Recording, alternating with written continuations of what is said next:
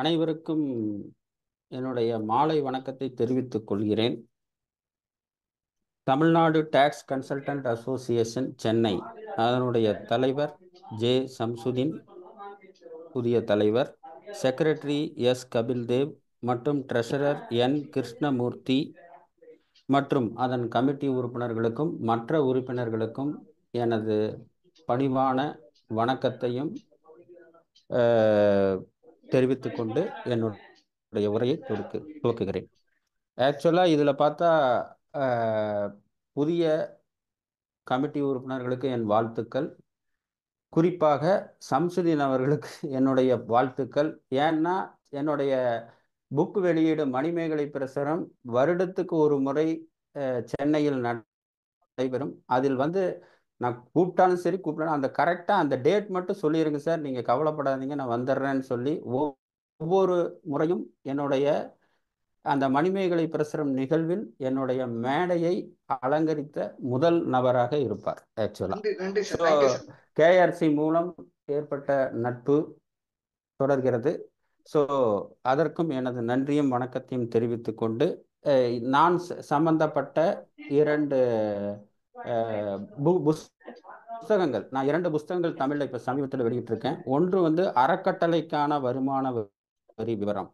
இது கிட்டத்தட்ட அறக்கட்டளையில் என்னென்ன, எப்படி ஆடிட் ரிப்போர்ட் என்ன, அதனோட கணக்குகள் எந்த மாதிரி மெயின்டைன் பண்ணணும், எந்த மெத்தடில் மெயின்டைன் பண்ணணும் அப்படிங்கிறதெல்லாம் இதில் இருக்குது. கிட்டத்தட்ட 100 கேள்விக்கு மேல் இருக்குது. தமிழில் கேள்வி பதில் வடிவில் இருக்கிறது. அதே போல் மற்றொரு தமிழ் புத்தகமான ரியல் எஸ்டேட்டிற்கான வருமான வரியும் ஜிஎஸ்டியும், இதுவும் கிட்டத்தட்ட தமிழில் கேள்வி பதில் வடிவில் எளிதாக புரிந்து கொள்ளக்கூடிய வடிவில் உதாரணங்களுடன் மிக தெளிவாக எழுதியிருக்கிறேன். இந்த புஸ்தகத்தையும் நீங்கள் யூஸ் பண்ணிக்கிங்க. 2 புஸ்தகமும் சேர்த்து அதனுடைய தபால் மற்ற இதர செலவுகளுடன் 310 ரூபா என்னோட ஜிபே நம்பருக்கு பண்ணிங்கன்னா நான் ஸ்பீட் போஸ்ட் போட்டு விட்டுறேன். ஸோ இந்த புக்கு சம்பந்தமான இந்த மீட்டிங் முடிஞ்சோன்னே அந்த வாட்ஸ்அப் ஸ்டேட்டஸை நான் ஷேர் பண்ணுறேன், வாங்கி படிங்க. இது 2 கிட்டத்தட்ட 170 180 பேஜ் இருக்குது. போஸ்டல் சார்ஜோட 310 ரூபா இருக்கும். உங்களுக்கு கண்டிப்பாக உபயோகமாக இருக்கும். அதை தவிர ஆங்கிலத்தில் கொஞ்சம் இந்த ரியல் எஸ்டேட்டை பற்றி டீப்பாக தெரியணுங்கிறவங்க ஆங்கிலத்தில் income tax and GST implication on joint development என்ற அக்ரிமெண்ட் என்ற ஆங்கில மொழியில் வெளியிட்டிருக்கிறேன். ஸோ அது taxpublisher.inல ஆங்கில மொழியில் கொஞ்சம் விரிவாக இருக்குது. புக்கு காஸ்ட் 2300 ரூபா வருது. அது விரிவாக படிக்கிறவங்களுக்கு, தமிழில் இருக்கிறவங்களுக்கு, சுருக்கமாக படிக்கிறவங்களுக்கு. ஸோ இது இந்த என்னுடைய முன்னுரையுடன் என்னுடைய இன்னைக்கு இருக்கிற வகுப்பை தொடங்குறேன். ஒன்று அட்மிட் பண்ணிக்கலாம். ஸோ அடுத்தது இன்னைக்கு எடுக்க போகிற topic important point for closure of accounts and new TDS provisions. இது என்னன்னு கேட்டால் மற்ற சப்ஜெக்டை விட இதை மிக மிக முக்கியத்துவம் பெறுகிறது. காரணம் என்னன்னு கேட்டால் ஜிஎஸ்டியுடைய pattern ASMT 10, DRC 01A, DRC 1, SCN, reply இதெல்லாம் இருந்தால் கூட ஜிஎஸ்டியில் ஒரு மிக மிக முக்கிய அம்சம் என்னன்னா ஒரு பர்சனல் இன்ட்ராக்ஷன் வித் ஆஃபீஸர் இருக்குது ஜிஎஸ்டியில். ஸோ ஒரு 8 போய் பார்த்துட்டு வந்துடலாம், பிஹெச் கேட்கலாம். பிஹெச்சும் பர்சனல் ஹியரிங்கு கேட்கறதுக்கு உண்டான ஒரு இது இருக்குது. பர்சனலாக ஆஃபீஸரை மீட் பண்ண முடியும், சிலது எக்ஸ்பிளைன் பண்ண முடியும், சிலது பண்ண முடியும். ஸோ அந்த மாதிரி இருக்கிற ஒரு சூழ்நிலையில் ஜிஎஸ்டியில் ஒரு ஃபேஸ் டு ஃபேஸ் இன்ட்ராக்ஷன் என்ற ஒரு அடிப்படை சித்தாந்தம் இருக்குது. அந்த சித்தாந்தத்தின் மூலமாக சில அல்லது பல பிரச்சனைகளை நாம் ஓரளவுக்கு எக்ஸ்பிளைன் பண்ண முடியும், ஒரு சிலதை சால்வ் பண்ண முடியும். ஆனால் வருமான வரியில் இந்த ஃபேஸ் டு ஃபேஸ் கம்யூனிகேஷன் என்பதே இல்லை. கிட்டத்தட்ட கமிஷனர் அப்பீலும் சரி, accept tribunal appeal. Tribunal appeal தான் இப்போ ஃபேஸ் டு ஃபேஸ் நடக்குது. கமிஷனர் அப்பீல்லேருந்து மீதி எல்லா அசஸ்மெண்ட் ப்ரொசீஜரும் ஃபேஸ் டு ஃபேஸே கிடையாது. எல்லாம் கம்ப்யூட்டர் போர்ட்டல் கம்யூனிகேஷன் தான், மெயில் கம்யூனிகேஷன் தான். இந்த மாதிரி ஃபேஸ் டு ஃபேஸே கிடையாது. யார் எப்படி எங்கே கேள்வி கேட்குறாங்க, யார் பதில் சொல்கிறாங்கன்னு இல்லை. ஸோ அப்போ இன்கம் டேக்ஸில் 100% எக்ஸப்ட் இன்வெஸ்டிகேஷனை தவிர மீதி எதுவும் ஃபேஸ் டு ஃபேஸ் இன்ட்ராக்ஷன் இல்லை, ட்ரிபியூனலை தவிர. ஸோ இந்த மாதிரி ஒரு நிலை இருக்கும்போது நம்ம ஃபிசிக்கலாக மீட் பண்ணி ஒரு சில பிரச்சனைகளை எக்ஸ்பிளைன் பண்ணி அதை செய்யக்கூடிய வாய்ப்புகள் மிக மிக குறைவு. ஒன்று. ரெண்டாவது வந்து இன்கம் டேக்ஸ் வருமான வரியை பொறுத்தவரை already information 26 AS and G total income statement as இந்த மாதிரி வந்து நிறைய இன்ஃபர்மேஷன்கள் ஆல்ரெடி போர்ட்டலில் இருக்கு. அதைத்தான் நம்ம கன்ஃபார்ம் பண்ணுறோம். ஸோ ஜிஎஸ்டி அம்சமான பிரதான பலம் என்னன்னா ஃபேஸ் டு ஃபேஸ் ஹியரிங் இருக்கு. பட் இன்கம் டேக்ஸில் ஃபேஸ் டு ஃபேஸ் ஹியரிங் இல்லை. ஃபேஸ் டு ஃபேஸ் ஹியரிங் இல்லாதனால் ஃபேஸ் டு ஃபேஸ் ஹியரிங் இல்லை. இது ஒன்று. இரண்டாவது பார்த்தீங்கன்னா இன்கம் டேக்ஸ் போர்ட்டலில் இன்ஃபர்மேஷன்கள் தொகுக்கப்படுகின்றன. ஸோ தொகுத்து இருக்கப்படுகின்றன. அதை நம்ம சரிபார்த்து தான் பண்ண வேண்டியது இருக்கு. அதனால் ஜிஎஸ்டி மிக மிக முக்கியம் என்றாலும் அதைவிட நமக்கு வருமான வரி வந்து மிக மிக முக்கியமாக இந்த ஃபேஸ் டு ஃபேஸ் கம்யூனிகேஷன் இல்லாதனால நம்ம பார்க்கணும். நம்ம 100% பக்காவாக பண்ணணும். பண்ணலன்னா நம்ம எதுவும் பார்த்து சரி பண்ண முடியும் சூழ்நிலையில் இல்லை. இது ஒன்று. அடுத்தது நெக்ஸ்ட் ஸ்லைடு. நெக்ஸ்ட். ஸோ இது அதே மாதிரி ஒரு ஃபினான்ஷியல் ஸ்டேட்மெண்ட் எடுக்கும்போது அதை இப்போ உதாரணத்துக்கு பார்த்தீங்கன்னா ஒரு P&L பேலன்ஸ் ஷீட்னு எடுத்தால் ஒரு கம்பெனி பொறுத்தளவு ஷேர் ஹோல்டர் டிவிடெண்டில் தான் இன்ட்ரெஸ்டடாக இருப்பாங்க. ஏன்னா அவருக்கு வரக்கூடிய இன்வெஸ்ட் பண்ணதில் என்ன வருதுங்கிறது. பேங்கர்ஸ் அண்ட் ஃபினான்ஷியல் இன்ஸ்டியூஷன் எடுத்துட்டிங்கன்னா அவங்களுக்கு வட்டி வரணும், கரெக்டாக டைம்லி ரீபேமெண்ட் வரணும். இன்கம் டேக்ஸ் டிபார்ட்மெண்ட் எடுத்தால் அவங்க இன்கம் டேக்ஸில் தான் குறியாக இருப்பாங்க. ஜிஎஸ்டி டிபார்ட்மெண்ட் எடுத்தால் ஜிஎஸ்டியில் தான் குறியாக இருப்பாங்க. அதர் ஃபினான்ஷியல் யூசர்ஸ் பார்த்தீங்கன்னா அவங்க கோணத்தில் இன்ட்ரெஸ்டடாக இருப்பாங்க. ஸோ அப்போ இத்தனை பேரும் மல்டிபிள் இன்ட்ரெஸ்ட் இருக்குது. இப்போ இன்வெஸ்ட் பண்ணவங்க எடுத்தால் எனக்கு என்னப்பா இன்வெஸ்ட் பண்ணி கையில் என்ன நிற்கிது. பேங்கர்ஸ் ஃபினான்ஷியல் என்னோட வட்டியும் நான் கொடுத்த லோனும் கரெக்டாக வந்துட்டு இருக்கா, மற்ற பேப்பர்ஸ் எல்லாம் கரெக்டாக வந்துட்டு இருக்கா, இன்கம் டேக்ஸ் பொறுத்தளவு என்னுடைய வருமான வரி கரெக்டாக வந்துட்டு இருக்கா. இந்த மாதிரி ஒரு ஃபேமிலியில் எப்படி இருக்கிற மெம்பர் ஒவ்வொருத்தருக்கும் ஒவ்வொரு இன்ட்ரெஸ்ட் இருக்குமோ அந்த மாதிரி இந்த P&L பேலன்ஸ் ஷீட்டை வந்து டிஃபரெண்ட் டைமென்ஷன், அதாவது டைமென்ஷன்னா பல வடிவங்களில் பலரை சாட்டிஸ்ஃபேக்ஷன் பண்ணும் விதத்தில் அமைக்க வேண்டிய ஒரு நிர்பந்தம் இருக்கிறது. ஜிஎஸ்டி பொறுத்தளவு டேர்ன் ஓவர் என்ன, ஜிஎஸ்டி ரேட் என்ன, ஹெச்எஸ்என் என்ன, அந்த ஒரு பாட்டு மட்டும் போதும். பட் P&L பேலன்ஸ் ஷீட்டுங்கிறப்ப அந்த P&L பேலன்ஸ் ஷீட்டை வந்து பேங்கர்ஸ்க்கு நம்ம கொடுக்குறோம், இன்கம் டேக்ஸ் டிபார்ட்மெண்ட்டுக்கும் நம்ம கொடுக்குறோம், ஜிஎஸ்டி டிபார்ட்மெண்ட்டுக்கும் கொடுக்குறோம். மற்ற யாராவது ஒருத்தர் வெளியிலேருந்து ஒரு சன்ட்ரி கிரெடிட்டாரே இருக்காரு, நான் உங்களோட பரிவர்த்தனை பண்ண விரும்புகிறேன், உங்களோட எனக்கு வந்து ஃபினான்ஷியல் ஸ்டேட்மெண்ட் கொடுங்க, அதை வச்சு பார்க்கணும் அப்படின்னா சுருக்கமாக சொன்னால் ஒரு நபருக்கு நம்ம வந்து ஒரு மேரேஜ் பண்ணணும்னா அவரோட ஜாதகம் எந்த அளவுக்கு நம்ம ட்ரெடிஷனில் முக்கியத்துவம் பெறுகிறதோ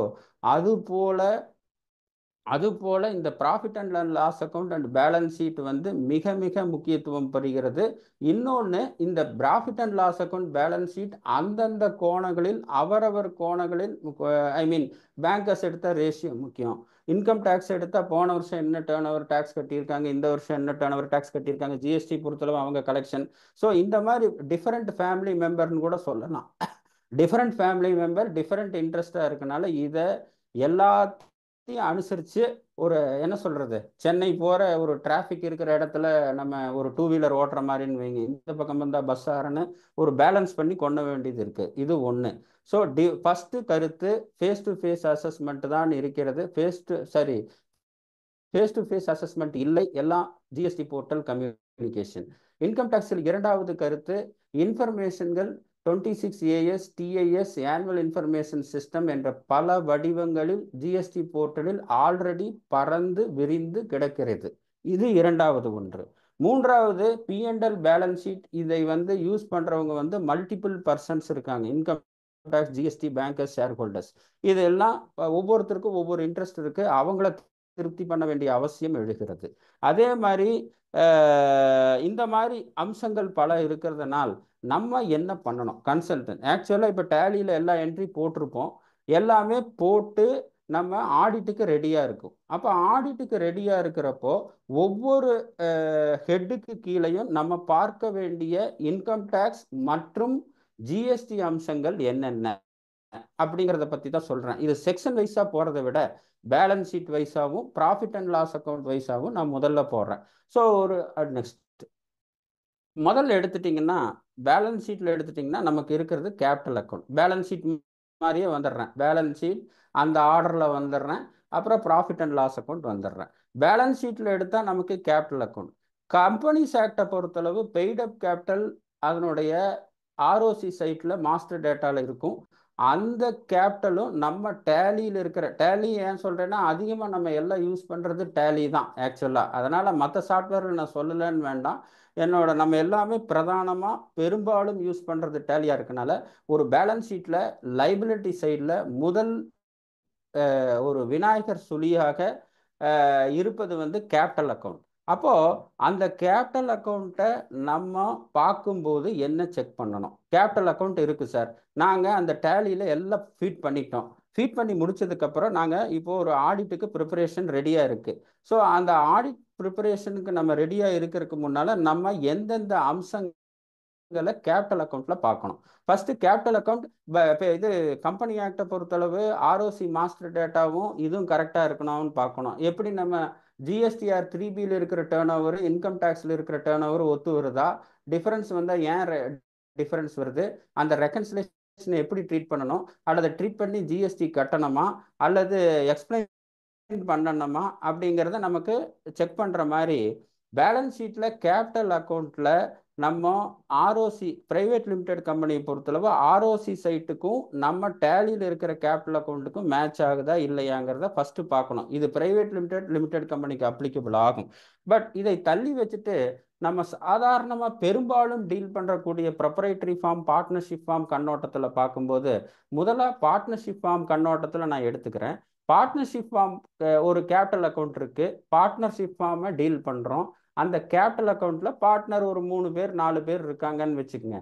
அந்த பார்ட்னரோட கேபிட்டல் அக்கௌண்ட்ல என்னென்ன அம்சங்களை நாம் கவனம் செலுத்த வேண்டும்? ஏன்னா அதுல ஒவ்வொரு பார்ட்னர் கேபிட்டல் அக்கௌண்ட்லயும் பணம் கொண்டு வந்திருப்பாரு, பணம் எடுத்திருப்பாரு, கேஷும் கொண்டு வந்திருக்கலாம், கேஷும் எடுத்திருக்கலாம், இல்லை பேங்க் மூலியமாகவும் கொண்டு வந்திருக்கலாம், பேங்க் மூலியமாகவும் எடுத்திருக்கலாம். ஸோ அப்போ அந்த பார்ட்னர்ஸோட கேபிட்டல் அக்கௌண்ட்டில் நாம் எந்தெந்த அம்சங்களில் கவனம் செலுத்த வேண்டும்? முதல்ல வந்து உதாரணத்துக்கு பார்ட்னர்ஷிப் ஃபார்ம் எடுத்துக்கிறேன். அந்த கேபிட்டல் அக்கௌண்ட்டில் கிரெடிட் சைடு எடுத்துக்கிறேன், அதாவது வரவு, பார்ட்னர்ஷிப் ஃபார்முக்கு வரவு. ஸோ அந்த வரவு வந்து 2 விதமாக இருக்கலாம். ஒன்று வந்து பேங்க் மூலியமாக இருக்கலாம் அல்லது கேஷ் மூலியமாக இருக்கலாம். அப்போ ஒரு இண்டிவிஜுவல் பார்ட்னர்ஸ் அக்கௌண்ட் ஒரு XYZ இருக்காருன்னு வச்சுக்கங்க. 3 பேர் இருக்கும்போது 3 பேருக்கு தனித்தனி கேபிட்டல் அக்கௌண்ட் இருக்கும். பெரும்பாலும் கேபிட்டல் அக்கௌண்ட்டை ஃபிக்ஸ்டாக வச்சுட்டு கரண்ட் அக்கௌண்ட்டை நம்ம ஆப்ரேட் பண்ணிட்டு இருப்போம். ஸோ அந்த கரண்ட் அக்கௌண்ட்டில் நாம் என்னென்ன பார்க்கணும், அல்லது capital account plus current account கூட இருக்கலாம். ஸோ அதில் வந்து நம்ம என்ன பண்ணணும்? ஸோ கேபிட்டல் அக்கௌண்ட் எடுக்கும்போது முதல்ல கேஷ் கிரெடிட் சைடு நான் எடுத்துக்கிறேன். பார்ட்னர்ஷிப் ஃபார்ம் இருக்குது, 3 பார்ட்னர் இருக்குது. அந்த கேபிட்டல்ஸ் அக்கௌண்ட்டில் வந்து நம்ம கிரெடிட் சைடு பண்ணும்போது நம்ம என்ன பார்க்க வேண்டும்? சப்போஸ் அந்த என்ட்ரியை கிரெடிட் என்ட்ரியை 2ஆக பிரிக்கிறேன். கேஷ் என்ட்ரி, அதாவது பணம் மூலமாக சில நேரத்தில் நமக்கு ஏதாவது கேஷ் நெகட்டிவ் இருந்ததுன்னா பார்ட்னர்ஸ் அக்கௌண்ட்டை உள்ள விட்டு அந்த கேஷ் நெகட்டிவ் சரி பண்ணுவோம். ஸோ கேஷ் அக்கௌண்ட்டாகவும் பேங்க் அக்கௌண்ட்டாகவும் எடுத்துக்கிறேன். அப்போது ஒரு பார்ட்னர்ஸோட கேபிட்டல் அக்கௌண்ட்டில் வரவு சைடில் 2 லட்சம் அல்லது அதற்கு மேல் 2 லட்சம் அதற்கு மேல் ஒரு நாள் டிரான்சாக்ஷன் இருக்கக்கூடாது. சார் ஏன் சார் வைக்கக்கூடாது? அவர் பார்ட்னர்ஷிப் ஃபார்முக்கு எவ்வளோ வேணால் கொடுக்கலாமல்ல சார்னா, அவர் கொடுக்கறதுக்கு உரிமை உண்டு. பேங்க் மூலியமாக மட்டும்தான் கொடுக்க வேண்டும். சப்போஸ் கிரெடிட் சைடில் இருக்கிறன்ட்டு ஒரு நாள் ஏதோ இந்த நெகட்டிவ் அது இது 10 அப்படின்னு சொல்லிட்டு ஒரு 2 லட்ச ரூபா அல்லது 2 லட்ச ரூபாய்க்கு மேலே கேஷ் கொடுத்துட்டா 269 ST பிரகாரம் ஈக்குவல் அமௌண்ட் ஆஃப் பெனால்ட்டி வந்துடும். அப்போ பார்ட்னர்ஷிப் கேபிட்டலில் கிரெடிட் சைடை 2ஆக பிரிக்கிறோம். பேங்க் மூலியமாக வந்த தொகை, கேஷ் மூலியமாக வந்த தொகை, அல்லது கேஷ் மூலியமாக அட்ஜஸ்ட் செய்த தொகை அப்படின்னு கூட வச்சுக்கலாம். ஸோ கேஷ் மூலியமாக வந்த தொகை ஒரு நாளைக்கு ஒரு பார்ட்னர் கிட்ட 2 லட்சம் அல்லது அதற்கு மேல் என்ட்ரி இருந்தால் 269 ST பெனால்ட்டி வரும். இது ஒண்ணு. ஹலோ ஹலோ ஸ்கிரீன் ஷேர் ஆகலன்றாங்க. இல்ல ஷேர் ஆகுது, நான் மூவ் பண்ணல. ஆக்சுவலா மூவ் பண்ணல, அவ்வளவுதானே. ஓகே, மூவ் பண்ணல. ஏன்னா அந்த கேபிட்டல் அக்கவுண்ட் போயிட்டு இருக்கனால சாரி ஓகே. நீங்க ஒரு ஸ்லைட் மூவ் பண்ணுங்க, ஒரே ஸ்லைட் மூவ் பண்ணுங்க. ஒரு இது கொடுங்க. அடுத்து நெக்ஸ்ட் ஸ்லைடு கொடு. இல்லையா? போகுதுல்ல? Okay sorry sir. ஓகே நான் அந்த ஸ்லைடு முடிக்காதனால அது வச்சிருக்கேன். ஓகே, கேபிட்டல் அக்கவுண்ட் 2 lakhs மேல. Okay sir, right sir. 2 lakhக்கு மேல ஒரே நாளுக்கு ஒரு பார்ட்னர்கிட்ட இருந்து வாங்கும்போது 269 ST பெனால்ட்டி வரக்கூடிய ஒரு சந்தர்ப்பம் இருக்கிறது. இதை நோட் பண்ணி வச்சுக்கங்க. இந்த பிபிடி முடிஞ்சோன்னு ஷேர் பண்ணுறேன். இந்த பிபிடியில் இல்லாத சில பாயிண்ட்ஸை சொல்லுவேன், அதை நோட் பண்ணிக்கங்க. இந்த பிபிடியில் இருக்கிற பாயிண்ட்டை நான் உங்களுக்கு இவர் சம்சுதீன் சார்கிட்ட சொல்லி ஷேர் பண்ண சொல்கிறேன். அதே மாதிரி கேஷுக்கு வந்து நம்ம அடுத்தது சொல்கிறது, சார் அவர் நம்ம ஆளுகிட்ட இருந்து பண்ணணும், ரிலேஷன்கிட்ட இருந்து கிஃப்ட் வாங்கணும்னு சொல்லி கேஷுக்கு நம்ம சோர்ஸ் சொல்கிறது.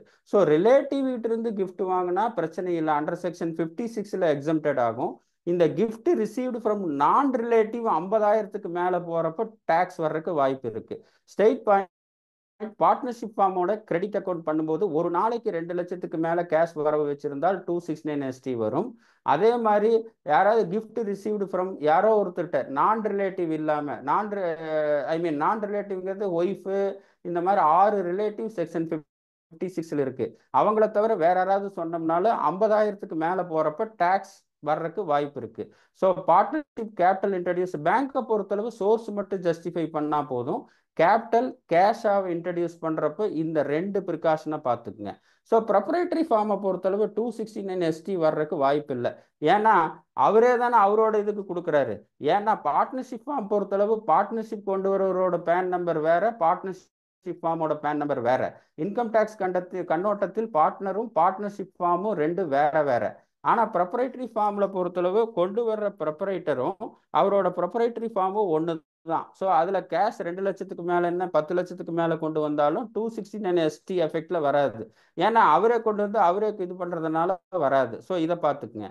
அப்போ பார்ட்னர்ஷிப் கேபிட்டல் அக்கௌண்ட்டில் இல்லை மீதி கேபிட்டல் அக்கௌண்ட்டில் வரவு பேசியாச்சு. டிராயிங்ஸ் எந்த அளவுக்கு சார் இருக்கிறது?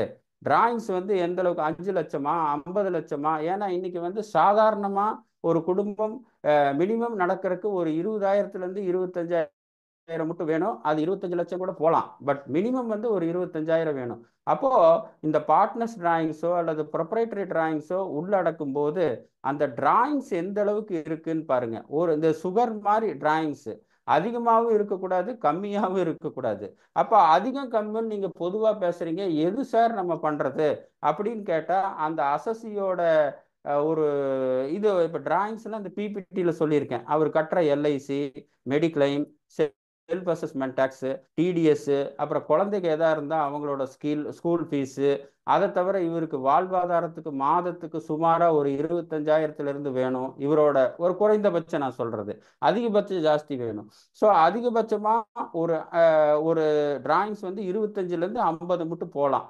ப்ளஸ் இந்த கமிட்மெண்ட் எல்லாம் சேர்த்து டிராயிங்ஸ் இருக்காங்கிறத நம்ம பார்க்கணும். அப்போது கேபிட்டல் அக்கௌண்ட் பண்ணும்போது கேஷாக இன்ட்ரடியூஸ் பண்ணும்போது 2 லட்சத்துக்கு மேலே போனால் பெனால்ட்டி 1 வரும். கிஃப்ட் வந்து நான் ரிலேட்டிவ்னு சொல்லும்போது அது இன்கமாக வரக்கூடிய வாய்ப்பு இருக்குது. இந்த சைடு டிராயிங்ஸில் பார்த்தீங்கன்னா டிராயிங்ஸ் வந்து சுகர் மாதிரி ரொம்ப அதிகமாகவும் இருக்கக்கூடாது, ரொம்ப கம்மியாகவும் இருக்கக்கூடாது. அப்போ எந்த அளவுக்கு நாங்கள் ஒரு அளவுகோலை வச்சு நிர்ணயம் பண்ணுறதுன்னா கீழே டிராயிங் சொல்லியிருக்கேன். அவரோட எல்ஐசி எவ்வளோ பண்ணுறாரு, மெடிக்ளைம் என்ன பண்ணுறாரு, செல்ஃப் அசஸ்மெண்ட் டேக்ஸு போன வருஷத்துக்கு இந்த வருஷம் எவ்வளோ கட்டுறாரு, அட்வான்ஸ் டேக்ஸ் எவ்வளோ கட்டுறாரு, டிடிஎஸ் எவ்வளோ கட்டுறாரு. ஸோ இதெல்லாம் அனுசரித்து வாழ்வாதாரத்துக்கு ஒரு 25,000, இதை தவிர்த்து நம்ம சாப்பிட்றதுக்கு ஒரு அமௌண்ட் வேணுமில்ல, 25லேருந்து ஒரு 50,000 மட்டும் வச்சுக்கிறது நல்லது. ஸோ இது கேபிட்டல் அக்கௌண்ட்டை பொறுத்தளவு இது ஒரு கருத்து. அடுத்தது லோன். பேலன்ஸ் ஷீட்டில் கேபிட்டல் அக்கௌண்ட்டுக்கு இருக்கிறதுக்கு அடுத்தது லோன் தான் நம்ம மிக முக்கிய ஸ்தானம் பெறுகிறது. இந்த லோனை வந்து நம்ம 2ஆக பிரிக்கிறோம். டெக்னிக்கலாக secured by tangible property, not secured by tangible ப்ராப்பர்ட்டின்னு சொல்கிறோம். ஸோ சொல்லும்போது இது 2 விதமாக பிரிக்கிறோம். பட் இது டெக்னிக்கலாக செக்யூர் லோன், அன்செக்யூர் லோன் நம்ம பிரித்தால் கூட, ஏன்னா இப்போ கைடன்ஸ் நோட் ஆன் ஃபினான்ஷியல் ஸ்டேட்மெண்ட்னு ஒன்று வந்திருக்கு, நான் கார்பரேட் என்டிட்டிக்கு வந்திருக்கு. The institute of chartered accountant of India ஒரு கைடன்ஸ் நோட் விட்டுருக்கு. That is applicable from 1/4/2024. Maybe எனக்கு நெக்ஸ்ட் கிளாஸ் அவர் பேச போறாரு டீட்டெயில்டாக, பட் இங்கே டச் பண்ணிட்டு போகிறேன். It is applicable for the 24-25. ஏன்னா இப்போ கம்பெனி ஆக்ட் எடுத்தீங்கன்னா அதுக்கெல்லாம் ப்ரிஸ்கிரைப்டு ஃபார்மட் இருக்குது. ஷெட்யூல் 3 கம்பெனிஸ் ஆக்ட் ப்ரிஸ்கிரைப் பண்ணுது. பேலன்ஸ் ஷீட் இந்த வடிவத்தில் தான் இருக்கணும், ப்ராஃபிட் அண்ட் லாஸ் அக்கௌண்ட் இந்த வடிவத்தில் தான் இருக்கணும்ட்டு. கம்பெனி ஆக்டை தவிர மீதி எதுவும் நம்ம பார்த்து போடுறது தான். அஃப்கோர்ஸ் அது எல்லாமே இன்கம் டேக்ஸ் ஃபார்மில் ஸ்டாண்டர்டைஸ் ஆகுதுன்னு சொன்னால் கூட நம்ம பேலன்ஸ் ஷீட் வந்து கேபிட்டல் அக்கௌண்ட்டை கடைசியில் போடுவோம், முன்னால போடுவோம், லோன்ஸ் அக்கௌண்ட் இப்படி போடுவோம் அப்படி போடுவோம். ஸோ அதனால் அதை வந்து institute of chartered accountant of India 1424 especially non corporate பாடிக்கு balance sheet and profit and loss account இந்த ஃபார்மெட்டில் தான் இருக்குன்னு சொல்லியிருக்காங்க. அப்கோர்ஸ் இது கைடன்ஸ் நோட் வந்து மெம்பர்ஸை கவர் பண்ணும், டேக்ஸ் ஆடிட்டை குறிப்பாக பண்ணுன்னா கூட இதை வந்து பேலன்ஸ் ஷீட் பிஎன்எல் நான் கார்பரேட் டேக்ஸ் ஆடிட் இல்லாத கேஸ் கூட நமக்கு பேங்கர்ஸ்க்காக சார்ட்டர்ட் அக்கௌண்டன்ட் கிட்ட வாங்குறது ஒரு வழக்கமாக இருக்குது. அதனால் இது டேக்ஸ் ஆடிட் பிரதானமாக கவர் பண்ணணும்னாலும் ப்ராக்டிக்கலாக எல்லா பேலன்ஸ் ஷீட்டு பிஎன்எல்லும் நம்ம சைன் பண்ணி கொடுக்கறது சார்ட்டர்ட் அக்கௌண்டன்ட் பொதுவாக சைன் பண்ண வேண்டியது இருக்குனால அது கவர்ன் பண்ணும். ஸோ நம்ம ப்ராக்டிஸ்னர் வந்து அந்த ஃபார்மெட்டில் நம்ம இருக்காங்கிறத பார்க்கறது மிக முக்கியம். டேலியில் அது ஆட்டோமேட்டிக்காக இன்பில்ட் ஆகிருக்கு, பட் அதை ரீப்ரசன்ட் பண்ண வேண்டிய ஒரு இது இருக்கலாம். ஸோ அடுத்தது லோன் வாங்கும்போது நம்ம என்ன சார் பண்ணலாம்? சப்போஸ் லோன் பார்த்துக்கும்போது ஆரம்பிச்சா ராமசாமி குப்புசாமி இதெல்லாம் பண்ணுறது ஆக்சுவலாக அது சில நேரத்தில் அது கரெக்டாக தப்பான்னு பேசுறதை விட அதை அனலைசிஸ் பண்ணலாம். ஏன்னா நம்ம இது கரெக்டு இது தப்புன்னு நிர்ணயம் பண்ணுறது இல்லை, எப்படி இருக்கு எப்படி பண்ணணும் அதுதான் நம்ம பேசணும். ஆக்சுவலாக இப்போ பார்த்தீங்கன்னா ஒரு பார்ட்னர்ஷிப் ஃபார்மோ ப்ரொப்ரைட்டரி ஃபார்மோ லோன் வாங்கியிருக்கும். பேலன்ஸ் ஷீட் எடுத்திங்கன்னா அந்த ப்ரொப்ரைட்டரோ அல்லது பார்ட்னரோ இருக்கும், இல்லை பார்ட்னரோட சொந்தக்காரு அல்லது ப்ரொப்ரைட்டரோட சொந்தக்காரு இருக்கும், இல்லை அவரோட ஃப்ரெண்ட்ஸ். பொதுவாக இதுதான் இருக்கும். லோன்ஸுன்னு நீங்கள் எடுத்திங்கன்னா பேங்க் லோன் இருக்கும். பேங்க் லோனு மீதி ஃபினான்ஷியல் இன்ஸ்டிடியூஷன் லோனை தவிர மீதி இருக்கிற தனிப்பட்ட நபர்கள் சார்ந்த லோன் எடுத்திங்கன்னா அது பார்ட்னரோ ப்ரொப்ரைட்டரோ அவரோட ஒய்ஃபோ அம்மாவோ பாட்டியோ சொந்தக்காரங்களோ மாமனோ மச்சானோ அந்த மாதிரி இருக்கும். ஸோ அதில் பார்த்தீங்கன்னா ஒரு பிரதான அம்சம் என்னன்னு கேட்டிங்கன்னா இன்ட்ரெஸ்ட் ஆன் லோன் உள்ளே கொண்டு வந்திருப்பாங்க, அதுக்கு இன்ட்ரெஸ்டே கொடுக்க மாட்டாங்க. கேட்டாங்கன்னா சார் அவர் வந்து எங்கள் தாயாதி சார், அவர் என் மேலே ரொம்ப அன்பு வச்சிருக்காரு, natural love and affection maybe a good, தார்மீக அடிப்படையில் இது நல்ல கன்சிடரேஷன் என்று ஒத்துக்கொண்டாலும் இன்கம் டேக்ஸ் கண்ணோட்டத்தில் நேச்சுரல் லவ் அண்ட் அஃபெக்ஷன் பத்தாது. ஸோ அப்போ லோன் வச்சா நாங்கள் என்ன சார் பண்ண முடியும்? லோன் இருக்கு. அப்போ லோனை தரவாரியாக பிரிக்கணும். ரிலேட்டிவ் கிட்ட இருந்து யாரு ரிலேட்டிவ்னா அந்த 6 பேர், அதாவது ஸ்பௌஸோட அவரோட பிரதர்ஸ் அண்ட் சிஸ்டர், ஸ்பௌஸோட sisters and brothers. So first relative definition under section 56ன்னு போட்டாவே அந்த 6-7 ரிலேஷன் சொல்லிடும். அந்த 6-7 ரிலேஷன் தனியாக அப்போ லோனை பிரிக்கிறது. டைரக்ட் ரிலேட்டிவ் வந்து 6-7 பிரிவா இருக்கு. அவங்க கிட்ட இருந்து எவ்வளவு வாங்கியிருக்காங்க, அதர் தென் த ஸ்பெசிஃபைடு ரிலேட்டிவ் கிட்ட இருந்து என்ன வாங்கியிருக்காங்கிறத பார்க்கணும். சார் லோன் யார்கிட்ட இருந்து வாங்கினா என்ன சார், அதுல என்ன பிரிவினை விவாதம்? டைரக்ட் ரிலேட்டிவ் அந்த 7 பேர் அல்லாம என்ன இது உங்களுக்கு பிரச்சனை? டைரக்ட் ரிலேட்டிவா இருந்தா நாளைக்கு நம்ம அந்த லோனுக்கு இன்ட்ரெஸ்ட் கொடுக்கலன்னா கிஃப்ட்னு ட்ரீட் பண்ணா கூட gift from relative is exempt from the income tax. Non relative, அதாவது டிஸ்டன்ஸ் ரிலேட்டிவா இருக்கிற பட்சத்துல நம்ம லோன் வாங்கிட்டு வட்டி கொடுக்காம இருந்தா செக்ஷன் 56 பிரகாரம் கன்சிடரேஷன் இல்லைன்னு டீம்டு கிஃப்டா ட்ரீட் ஆயிடும். ஸோ அப்போ வந்து இன்கம் ஃப்ரம் அதர் சோர்சஸ்ல பண்ணலாம். அப்புறம் நம்ம அது ஒத்துக்கல, அப்பீல் போறோம், ட்ரிபியூனல் போறோம், அது வேற விஷயம். பட் இப்போ லோனை பொறுத்தளவு 2 பிரிவாக பிரிக்க வேண்டும். தனிப்பட்ட லோன்களை நான் சொல்றேன், பேங்க் லோன் விட்டுருங்க. தனிப்பட்ட லோன்களை பொறுத்தளவு டைரக்ட் ரிலேட்டிவிட்ட இருந்து வாங்கின லோன், ராமசாமி குப்சாமி நம்ம டைரக்ட் ரிலேட்டிவ் இல்லாம நம்ம ஃப்ரெண்ட்ஸு, அதர் தென் த இன்டைரக்ட் ரிலேட்டிவ். என்ன சார் டைரக்ட் இன்டைரக்ட் என்ன பேசியிருக்கீங்கன்னா லிஸ்ட் 56ல ஒரு 6-7 ரிலேட்டிவ் இருக்கு, அவங்க எல்லாம் டைரக்ட் ரிலேட்டிவ். அவங்க கிட்ட இருந்து பணம் வாங்கி இன்ட்ரெஸ்ட் கொடுக்கலன்னா கூட கிஃப்ட் ஃப்ரம் ரிலேட்டிவ்னு ஒரு ஸ்டாண்ட் எடுத்தா கூட it's exempt from tax. But other than the direct relative friends, நீங்கள் லோன் வாங்கி வட்டி கொடுக்காம இருந்தீங்கன்னா செக்ஷன் 56ல கிஃப்டாக ட்ரீட் பண்ணி அந்த ப்ரொப்ரைட்டரி ஃபார்முக்கோ பார்ட்னர்ஷிப் ஃபார்முக்கோ டேக்ஸ் வர்றதுக்கு ஒரு வாய்ப்பு இருக்குது. அதை நம்ம ஏற்றுக்கல, அப்பீல் போகிறோம், பட் நம்ம மேனேஜ் பண்ணும்போது இதை பார்த்து பண்ணிக்கணும். லோன் மிக முக்கியம். அடுத்த point, banks and financial institution இருந்து என்ன வாங்கியிருப்போம், CC, working capital, time loan, இந்த மாதிரி ஒரு 4-5 ப்ராடக்ட் தான் பண்ணுவோம். அது என்ன பேர் சொன்னா கூட, பட் அவங்களுக்கு கொடுக்குற இன்ட்ரெஸ்ட்டுக்கு வந்து டிடிஎஸ் எக்ஸம்டட், அது பிரச்சனை இல்லை. ஆனால் நான் பேங்கிங் ஃபினான்ஷியல் இன்ஸ்டிடியூஷனுக்கு இன்ட்ரெஸ்ட் கொடுக்குறப்ப டிடிஎஸ் பிடிக்கணும். சார் இது எப்படி சார்? இப்போ கோட்டக் மகேந்திரா பேங்க்னு இருக்குன்னு வச்சுக்கோங்க, அதுக்கு நம்ம இன்ட்ரெஸ்ட் கொடுக்குறப்ப டிடிஎஸ் எக்ஸம்டட் தான். பட் கோட்டக் மகேந்திரா பேங்கே வந்து ஒரு நான் பேங்கிங் ஃபினான்ஷியல் இன்ஸ்டிடியூஷனாகவே இருக்கலாம், அதோட ஸோ அப்போ நம்ம கோட்டக் மகேந்திரா அப்படிங்கிற ஒரு பேர் வச்சு இது பேங்க் தான் முடிவு பண்ணிட்டு டிடிஎஸ்க்கு இன்ட்ரெஸ்ட் பிடிக்க வேண்டாம்னு நம்ம சொல்ல முடியாது. கோட்டக் மகேந்திரா பேங்க்கும் வச்சிருக்கலாம், கோட்டக் மகேந்திரா நான் பேங்கிங் ஃபினான்ஷியல் கம்பெனியும் வச்சிருக்கலாம். So just bank Kotak Mahindra, ICICI, வேற குறிப்பா பிரைவேட் செக்டர் பேங்க் சொல்றேன், ஹெச்எஸ்பிசி, இண்டஸ்இண்ட் பேங்க், இந்த மாதிரி இண்டஸ் பேங்க், ஐசிஐசிஐ அல்லது கோட்டக் மகேந்திரா இந்த மாதிரி நாமகரணம் வர்றதுனாலயே அது பேங்காக தான் இருக்கணும்னு வாய்ப்பு இல்லை. ஏன்னா அவங்களோட என்பிஎஃப்சி எக்ஸ்டெண்டட் நாமா கூட இருக்கலாம். ஸோ நான் என்ன சொல்ல வரேன்னா, பேங்க்ஸ் அண்ட் ஃபினான்ஷியல் இன்ஸ்டிடியூஷனுக்கு டிடிஎஸ் எக்ஸம்டட், நான் பேங்கிங் ஃபினான்ஷியல் இன்ஸ்டிடியூஷனுக்கு கொடுக்கக்கூடிய இன்ட்ரெஸ்ட்டுக்கு வந்து டிடிஎஸ் பிடிக்கணும். அதனால இங்க சொல்றது என்னன்னா, ஒரு பேங்க் நேமா இருந்தா கூட ஒரு இதை இப்போ சுந்தரம் ஃபினான்ஸ்னு எடுத்தா அது நான் பேங்கிங் கம்பெனியா இருக்கும். ஸோ இந்த பேங்கிங் அண்ட் தனிப்பட்ட இந்த ஆர்கனைசேஷன் சம்பந்தப்பட்ட ஃபினான்ஷியல் இன்ஸ்டிடியூஷன் சம்பந்தப்பட்ட பேங்க் லோன் பார்க்கும்போது முதல்ல வந்து அது பேங்க் அண்ட் ஃபினான்ஷியல் இன்ஸ்டிடியூஷனாக தானே என்ஷூர் பண்ணணும். இல்லை அந்த நேம்ல இருக்கிற நான் பேங்கிங் ஃபினான்ஷியல் இன்ஸ்டிடியூஷனாக இருந்தால் அதுக்கு டிடிஎஸ் பிடிக்க வேண்டும். இது பார்த்துக்கணும். நிறைய இந்த கோட்டக்குன்னு ஆரம்பிச்சாவே நம்ம டிடிஎஸ் ஒன்றும் கிடையாதுங்கிற ஒரு முடிவுக்கு வந்துடக்கூடாது. இது ஒரு அனலைசிஸ் பாருங்க, இல்லாட்டி 48 டிஸ்அலவன்ஸ் வந்துடும். அப்புறம் இந்த பேங்க்ஸ் அண்ட் ஃபினான்ஷியல் இன்ட்ரெஸ்ட் வந்து டியூ டேட்டுக்குள்ளே ஃபைல் பண்ணால் அதை அவங்க வாங்கிடுவாங்க. ஏன்னா அசட்டை என்பிஏ ஆக விடமாட்டாங்க. அதனால் ஏதோ ஒன்று பண்ணி உங்ககிட்ட வாங்கிடுவாங்க. சரி சார், பேலன்ஸ் ஷீட்டில் இருக்கிற லோனில் நாங்கள் என்ன பார்க்கணும்? உங்களுக்கு தெரிஞ்ச 269 எஸ்டி, எஸ்எஸ்டி 20,000க்கு மேலே 20,000 ஆர் மோர் லோன் கேஷாக வாங்கக்கூடாது, கேஷாக கொடுக்கக்கூடாது, இதெல்லாம் இருக்குது. இந்த 269 எஸ்எஸ்டி வந்து நம்ம ஆண்டு காலமாக டீல் பண்ணுற விஷயம்தான். ஆனால் லோன் பார்க்கும்போது பார்க்கணும். அப்போ பேலன்ஸ் ஷீட் லோன் பார்க்கும்போது பாயிண்ட் நம்பர் 1 மேலே, பாயிண்ட் நம்பர் 1 பேங்கா அண்ட் நான் பேங்கிங் ஃபினான்ஷியல் இன்ஸ்டிடியூஷனாங்கிறத மிக மிக முக்கிய கவனம் செலுத்தணும். சில நேரத்தில் பேங்க்கோட நேம் வச்சு என்பிஎஃப்சி கூட இருக்குது. ஒருவேளை அது பேங்க் தான் மனசில் நினச்சிட்டு டிடிஎஸ் பிடிக்காமல் இருந்தால் பின்னால் ஹியரிங்கில் 48 டிஸ்அலவன்ஸ்னு ஸ்ட்ரெயிட்டாக டிஸ்அலவ் பண்ணிடுவாங்க. ஏன்னா சில பெரிய லோன்களெல்லாம் பார்க்கும்போது இன்ட்ரெஸ்ட் பெய்டு வந்து ரொம்ப ரொம்ப மிக அதிகமாக இருக்கும். அந்த டிடிஎஸ் பிடிக்கலன்னா அந்த டிஸ்அலவன்ஸ்லேயே பெரிய பிரச்சனை வந்துடக்கூடாது. அப்கோர்ஸ் அது திருப்பி பே பண்ணுறப்ப அந்த வருஷம் அலோவ் பண்ணுவாங்க நெக்ஸ்ட் இயரில். பட் இருந்தாலும் அந்த வருஷம் டிஸ்அலவன்ஸ் நம்ம என்ன சொல்ல முடியும்? This is NBFC, it is not covered under the TDS exempted list. So நீங்கள் வந்து 47 30% டிஸ்அலோவ் பண்ணி வருமான வரி கட்டுங்கன்னா என்ன பண்ணுறது? ஸோ இந்த ஸ்லைட்ல நான் சொல்கிற ரொம்ப ரொம்ப ப்ரிகாஷன், என்பிஎஃப்சி அண்ட் பேங்க்குங்கிறது பிரிவினை மிக மிக முக்கியம். பேங்க் அண்ட் ஃபினான்ஷியல் இன்ஸ்டிடியூஷன் இன்ட்ரெஸ்ட்டுக்கு கொடுக்குற TDS exempted. Other than the banks and financial institution, குறிப்பாக நான் பேங்கிங் ஃபினான்ஷியல் இன்ஸ்டிடியூஷன் நம்ம வந்து டிடிஎஸ் பிடிக்கணும்.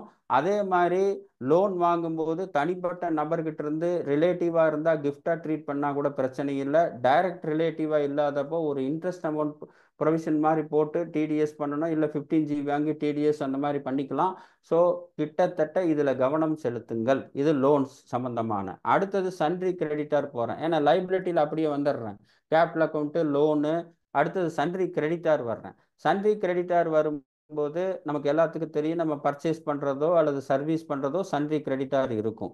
ஸோ பெரும்பாலான சன்ட்ரி கிரெடிட்டாரில் பில் டு பில் மேட்ச் ஆகிடும். என்ன பில்லு, ஒரு 100 ரூபாய்க்கு பில் வந்திருக்குன்னா 100 ரூபா பேமெண்ட் போகும். 50 ரூபா பில் வந்திருக்குன்னா அடுத்து 50 ரூபா பேமெண்ட் போகும். இது வந்து பெரும்பாலும் இருக்கக்கூடிய கிரெடிட்டார் என்றால் இருந்தால் கூட இப்படி தான் போகணும்னு இல்லை. சில இடத்துல வந்துட்டே இருக்கும், 2 லட்சம் 3 லட்சம் 4 லட்சம் அப்படி ரவுண்டாக ரீபே பண்ணிகிட்டே இருக்கும். So bill to bill option இருக்கா இல்லைன்னு பார்க்கணும். பில் டு பில் ஆப்ஷனாக இருக்கிறப்போ 31st March 2025க்கு அதோட அவுட்ஸ்டாண்டிங் அமௌண்ட் எந்த பில் அவுட்ஸ்டாண்டிங் இருக்குங்கிறத பார்க்கணும். ஏன் இதை சொல்கிறேன்னா, suppose bill to bill match பண்ணிகிட்டே வர்றப்போ க்ளோசிங் பேலன்ஸ் ஒரு 50,000 இருக்குன்னா ஒரு கடைசி ஒரு 2-3 பில் எல்லாம் பக்காவாக மேட்ச் ஆகிருக்கு.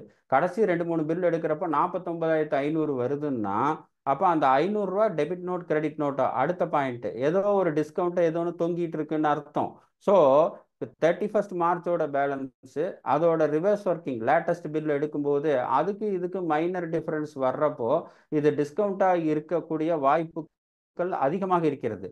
ஸோ அப்போ இந்த சன்ட்ரி கிரெடிட்டார் எடுக்கும்போது லாஸ்ட் 31st மார்ச்சோட பேலன்ஸ் நமக்கு வந்து அந்த பில்லோட 1-to-1 மேட்ச் ஆகுதாங்கிறத நம்ம பார்க்கணும். அடுத்தது சன்ட்ரி கிரெடிட்டாரில் ஜிஎஸ்டி வடிவம். ஒரு ரீபேமெண்ட் நடந்திருக்கு, 180 டேஸ்க்கு மேலே போனால் அந்த ஐடிசி ரிவர்சல் உங்களுக்கு எல்லாம் தெரிஞ்சது தான். செக்ஷன் 16ல் ஐடிசி ரிவர்சல்ங்கிற ஒரு கான்செப்ட் இருக்குது. 180 டேஸ்க்கு மேலே பேமெண்ட் டிலே பண்ணோம்னா ஐடிசி ரிவர்சல் பண்ணணும். So sundry creditor ledger analysis பண்ணுறப்பவே பில் டு பில் மேட்ச் ஆகுதா, க்ளோசிங் பேலன்ஸ் ரெப்ரசன்ட் எந்த பில்லு, ஸோ க்ளோசிங் பேலன்ஸ் அந்த பில்லு ரெப்ரசென்ட் பண்ணுறதுக்கு மைனர் டிவியேஷனாக இருந்தால் அதுக்கு டிஸ்கவுண்ட் இருக்கிறதுக்கு வாய்ப்பு இருக்கா, இது ஒரு ஸ்டெப்பு.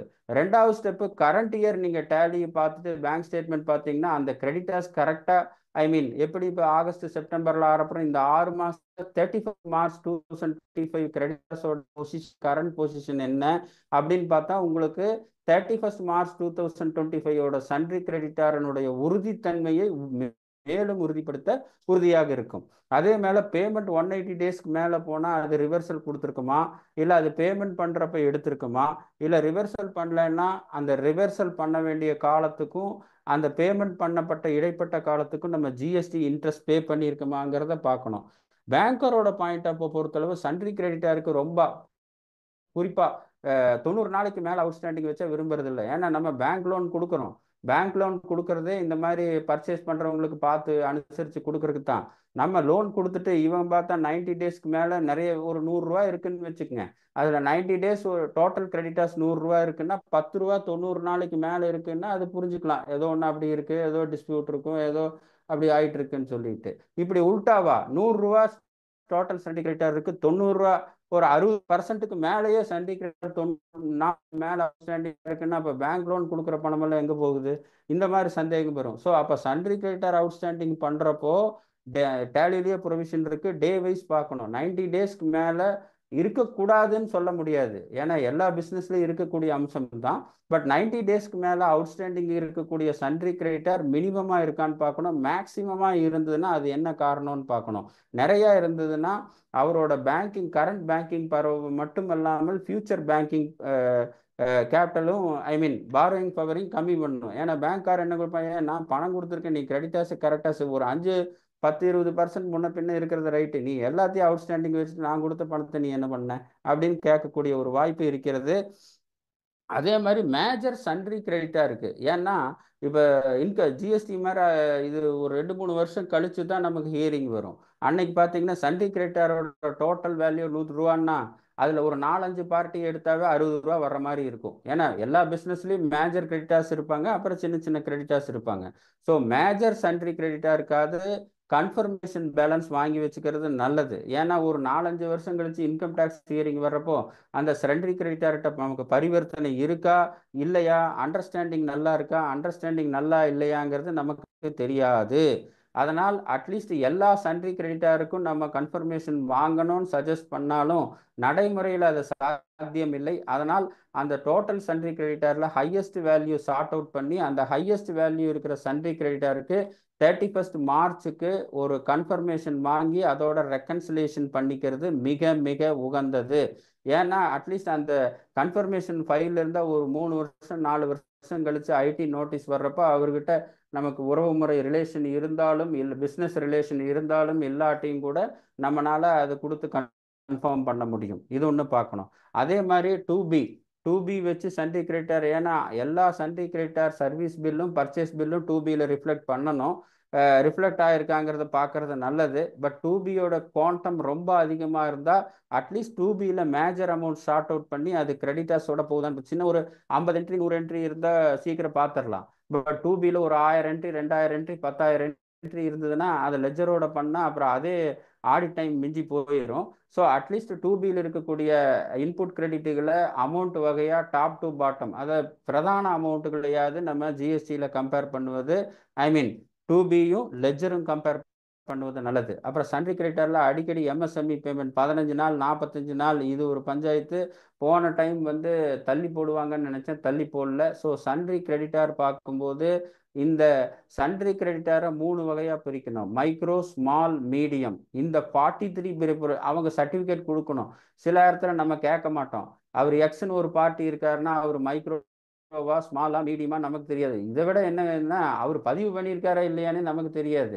நம்ம மெயில் அனுப்பலாம், சிலர் ரெஸ்பான்ஸ் பண்ணுவாங்க, சிலர் ரெஸ்பான்ஸ் பண்ணாமல் இருப்பாங்க. ஸோ அட்லீஸ்ட் சன்ட்ரி கிரெடிட்டார் எல்லாத்துக்கும் அவரோட மெயில் ஐடி பார்த்து நீங்கள் எம்எஸ்எம்இயில் ரெஜிஸ்டர் பண்ணியிருக்கீங்களா, பண்ணுனா எங்களுக்கு தகவலை கொடுங்கன்னு சொல்கிறது நல்லது.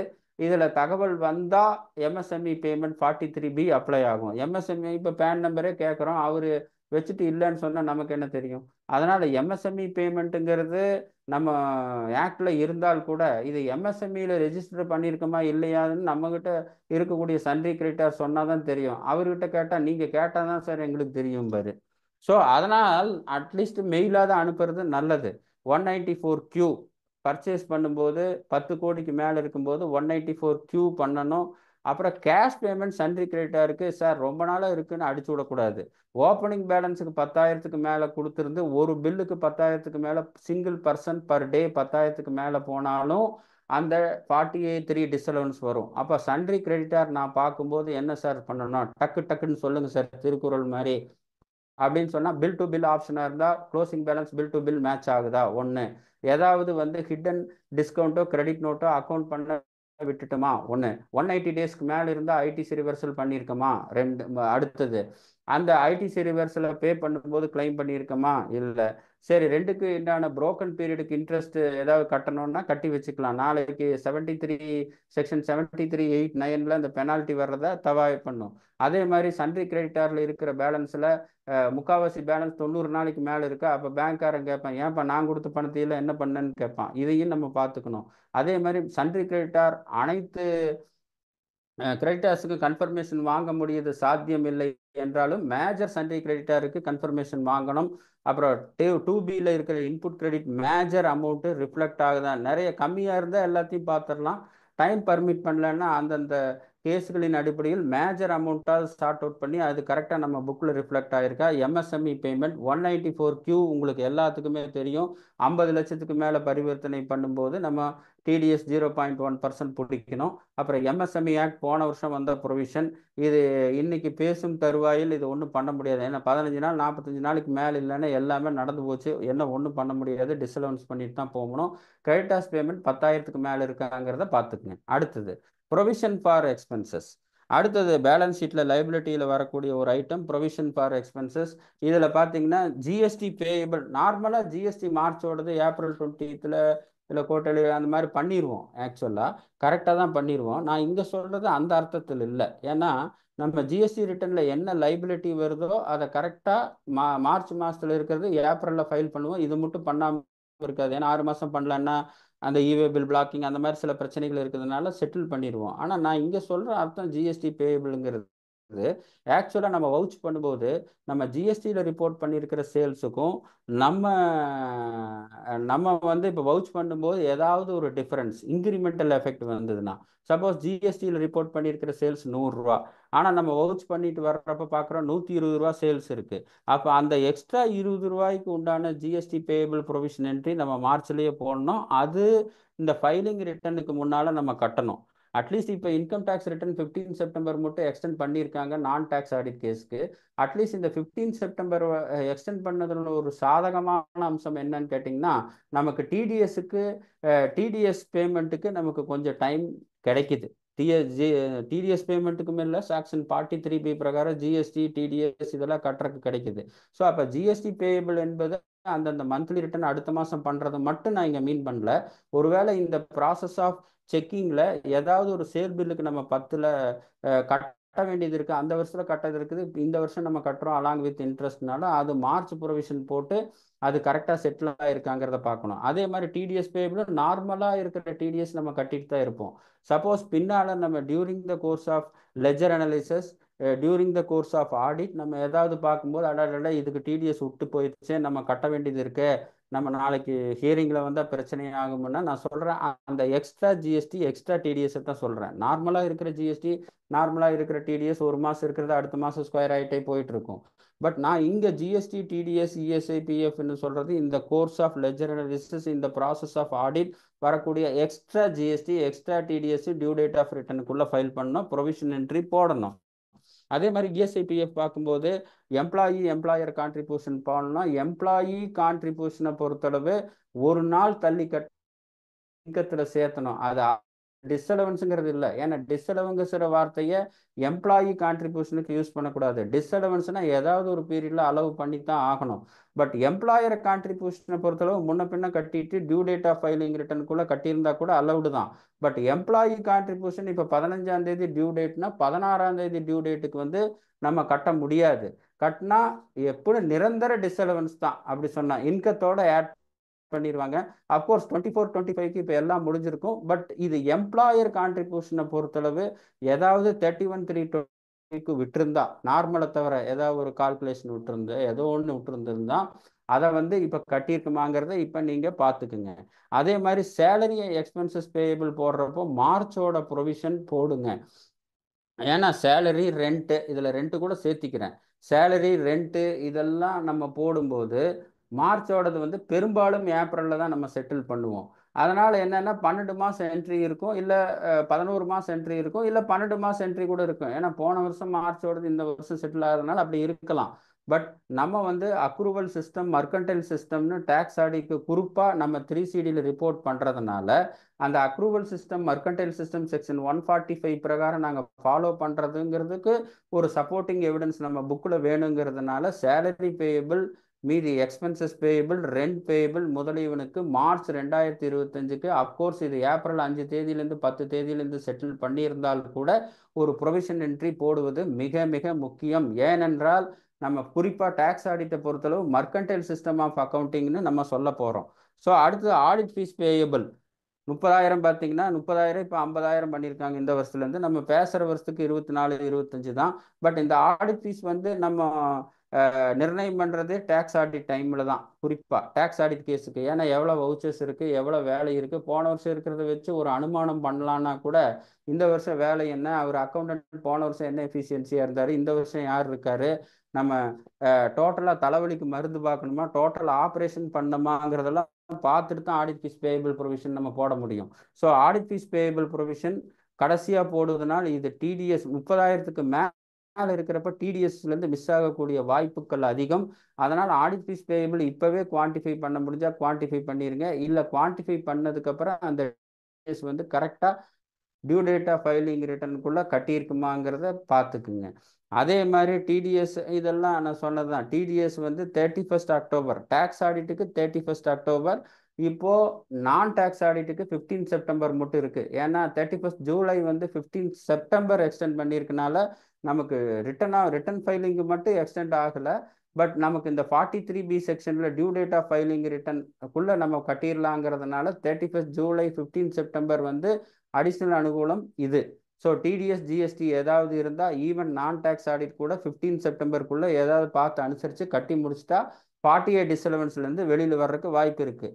குறிப்பாக ஏப்ரல் 2025, மார்ச் 2025 கரண்ட் இயர். என்ன சார் நம்ம ஆடிட் மார்ச் தானே, இந்த வருஷம் வவுச்சரை பார்க்க சொல்கிறாருங்கிறீங்க.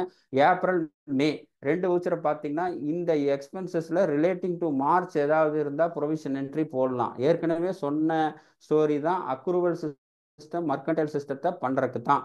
43 எம்எஸ்எம்இ பேமெண்ட். ஸோ அப்போ ப்ரொவிஷன் ஃபார் எக்ஸ்பென்சஸை பொறுத்தளவு நான் சொல்கிற எக்ஸ்ட்ரா ஜிஎஸ்டி பேயபிள் நம்மளோட லெஜர் அனாலிசிஸ் மூலிமா, வவுச்சிங் மூலிமா, ஆடிட் மூலிமா வரக்கூடியது, extra TDS, extra ESI, salary expenses extra இல்லை, இது ப்ரொவிஷன் போடணும். ஸோ இதெல்லாம் நம்ம வந்து ப்ரொவிஷன் ஃபார் எக்ஸ்பென்சஸ்ங்கிற ஹெட்டில் பார்க்குறப்போ இது ஒரு செக்லிஸ்ட் மாதிரி வச்சுக்கங்க. இந்த பிபிடியை சம்சுதீன் சார் மூலிமா ஷேர் பண்ணுறேன்.